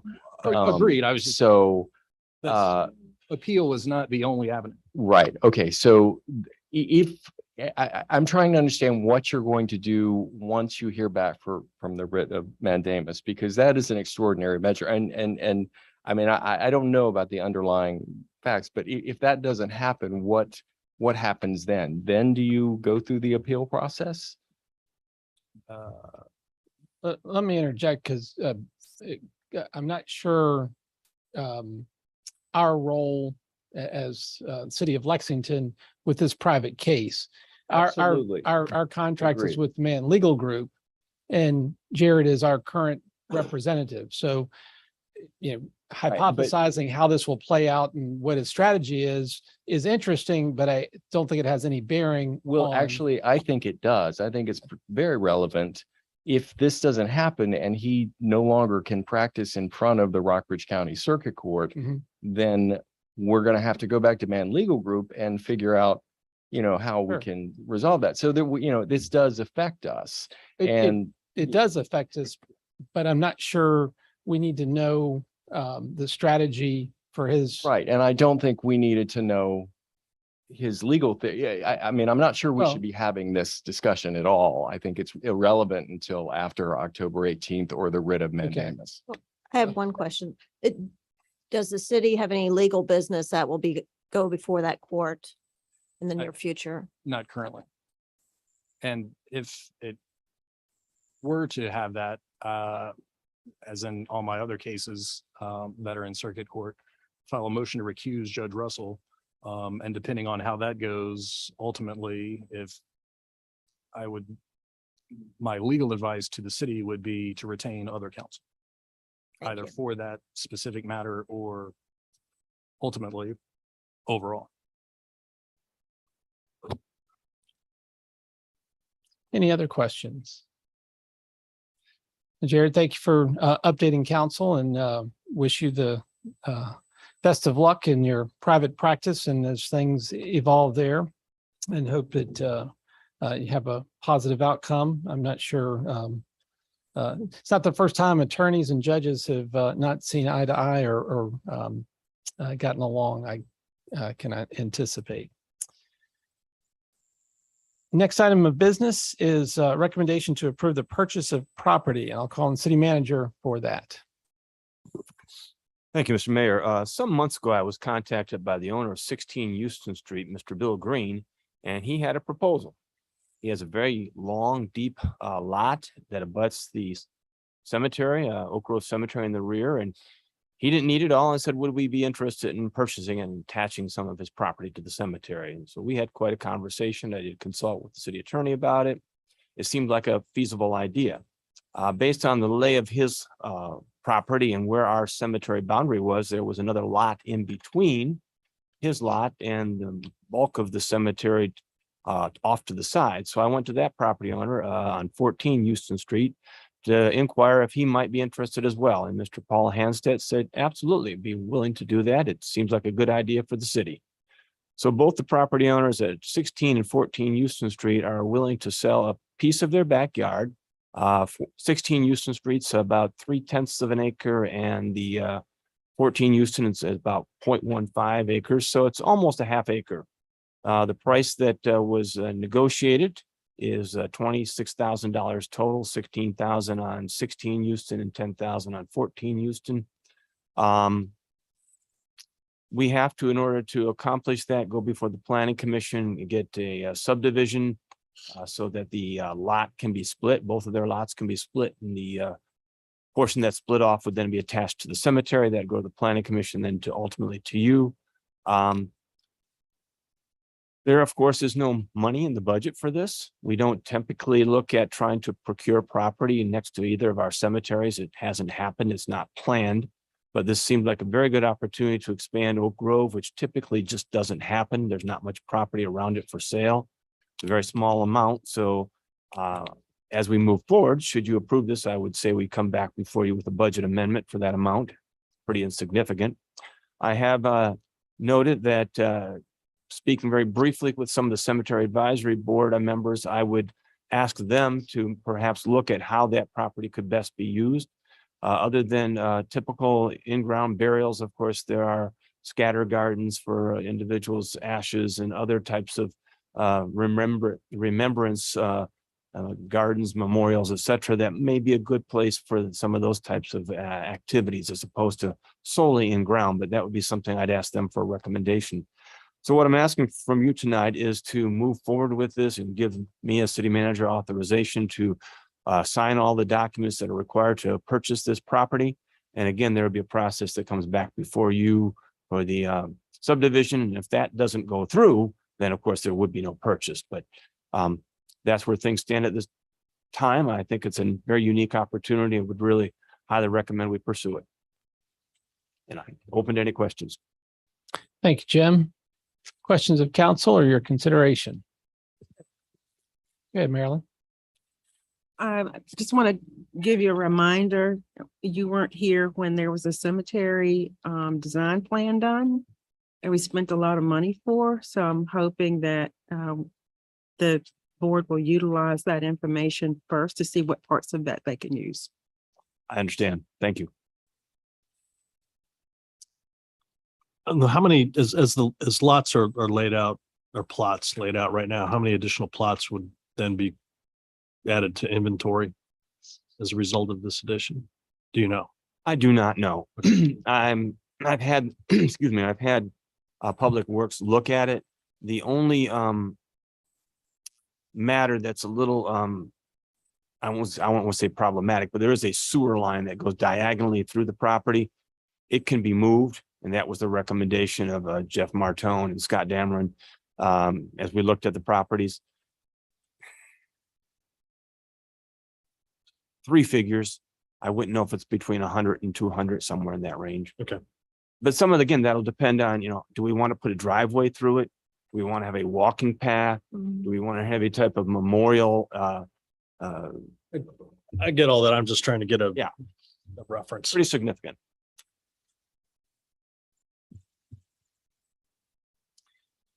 So the questions asked for council's consideration. I recommend that we authorize the city manager to execute all documents necessary to finalize the purchase of these 2 parcels that will be then added to Oak Grove Cemetery. Second. I have a motion, a second, any discussion? Hearing none, a roll call vote. Mr. Smith? Aye. Mr. Ziegler? Aye. Mr. Ayers? Aye. Ms. Strawn? Aye. Mr. Alligood? Aye. Ms. Alexander? Aye. Motion carries unanimously. Thank you very much and good work. Call on the police chief. Unless there's some introduction the city manager wants to do. While Chief she's Green? while she's on her way up, I do want to note that I'm not asking for any kind of approval from city council this evening on this issue, because the funds necessary to do the work that we'd like to do and move forward with these initiatives is already budgeted in salaries in the police department. I do want to be sure that you completely understand what we're doing, why we're doing it, and something that of this nature that's somewhat unusual perhaps is clearly understood by you and the public. So I did want to bring it forward so everyone understood why we were taking these steps and what these steps we hope will accomplish for the community. Right. So no action is needed tonight. There's no action Just needed. in the interest of transparency and a presentation from Chief Green. Yes, sir. Excellent. Thanks. Good evening, Mayor, City Council members, City Manager. Thank you for this opportunity to present our Police Department's recruitment and retention plan that was created in consultation with the City Manager and our HR Director. Currently, we have 3 vacancies on the Police Department, which represents about a 20% reduction in our authorized police strength. So because of that, we wanted to come up with a creative solution and utilize our current salary savings based on these 3 vacant positions. Because of the national climate that we are all going through, we know that the perception of law enforcement has lost a little bit of its luster of being a noble career that people want to stay in or pursue. And because of this, we've had a mass exit of police officers that have gone to either retire because they're up for retirement or just leave the profession altogether. And with that, we have a lack of viable pool of candidates to fill those vacancy positions. So we can't continue to do the same way of recruitment that we've done in the past. We have to be innovative with how we are recruiting right now. So with that, we are approaching this with a 3-prong approach. Again, as the city manager said, utilizing our our salary savings through the 3 vacancies. The first approach that we want to look at is our retention and utilizing that, using our reinvestment into the personnel that we have. We have great officers, exceptional officers that are knowledgeable, professional, courteous, and responsive to our community needs, that have built personal and great rapport and relationships with our community, and we do not want to lose them. So as a thank you and an appreciation to them, we want to provide them with the $2,500 retention bonus. And this would come into an effect as a recommitment and dedication to the community through a 2-year, again, recommitment to the police department if they receive the $2,500. As part of the 3-prong approach, we also want to make sure that we're utilizing our best asset, which is our current police officers, to be vital and an integral part of this process. So after the retention bonus, our recruitment plan is to implement a sign-on bonus. The sign-on bonus for a new hire would be $1,500.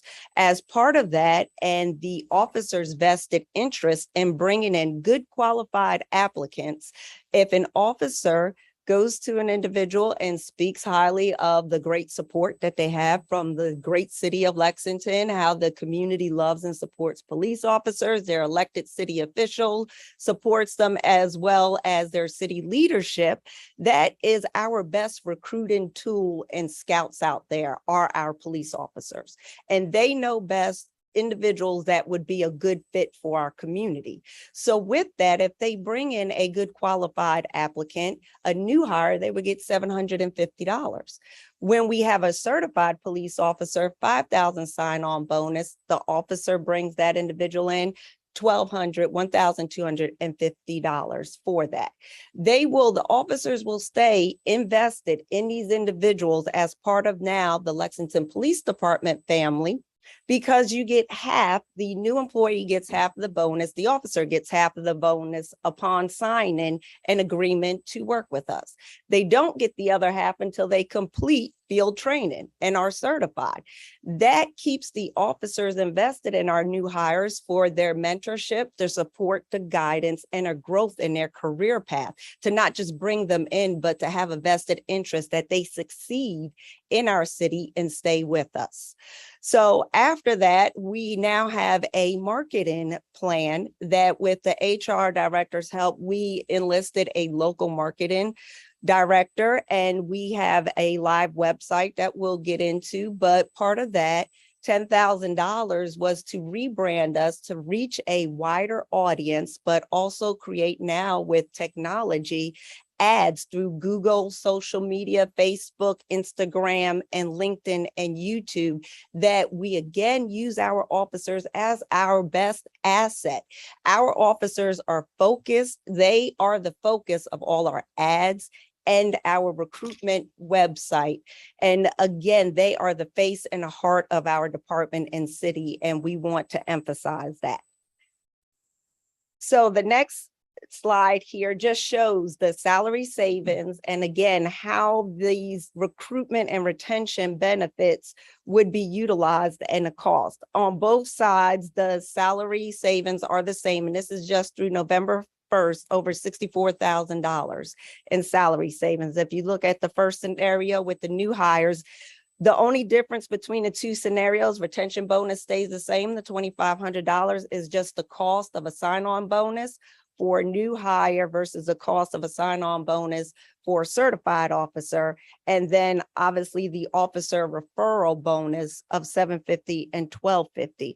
When you look at the new hire, if we utilize the retention bonus, all 3 were new hires and all 3 were brought in by a police officer, it would cost $36,750. It would still be a saving, or not a savings. We would not use over $27,000 of that salary savings. When you look at the certified officer part, again, the only thing that goes up is the sign-on bonus for the certified officer and the referral bonus for the officer. Even utilizing that $48,750, there will still be over $15,000 that will not be utilized from the salary savings.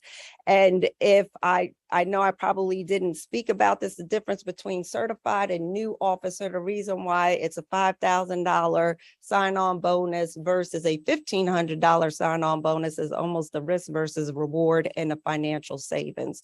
For us to hire a new police recruit, we are taking that chance. of first, we spend $23,000 just in training of the 8 months that it takes to train them. And that is still on a hope and a prayer that after that 8 months of training and almost $38,000 for the first year of salary, that they become certified and are able to work. If not, we lose all that money. With the certified police officer, they are already DCJS certified. They have the experience of working here in Virginia. When they come to our police department, it is just a 6-week training with us just so we can show them the Lexington way and how we do things with our community and our city. So it's almost turnkey, boots on the ground. In 6 weeks, less than 2 months, they are out serving and protecting our community, which is a huge savings for us and a lower risk of them not being able to fulfill their duties and commitment, which is why we believe on the front end, it's more advantageous for us to bring in certified police officers. The last thing is just, hopefully most of you are aware of the recruiting website that is already up. It is still new. We are still building on it and adding to it every day. So hopefully if you have not had a chance, if you can go in and look through it, does not have all of our officers yet on it, but eventually it will have all of our officers, and we will continue to build on that.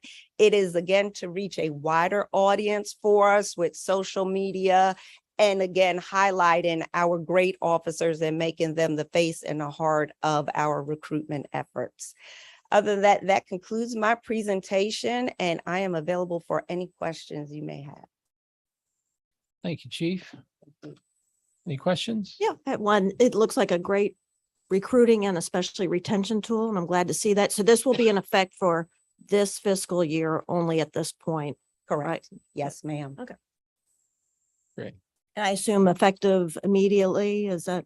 As soon as the city manager gives me the go ahead, we'll put that big flashing sign on that recruitment website, and hopefully they'll come flooding in, and in a few months, we won't have this problem. Excellent. So you say it's 28,000 for Academy?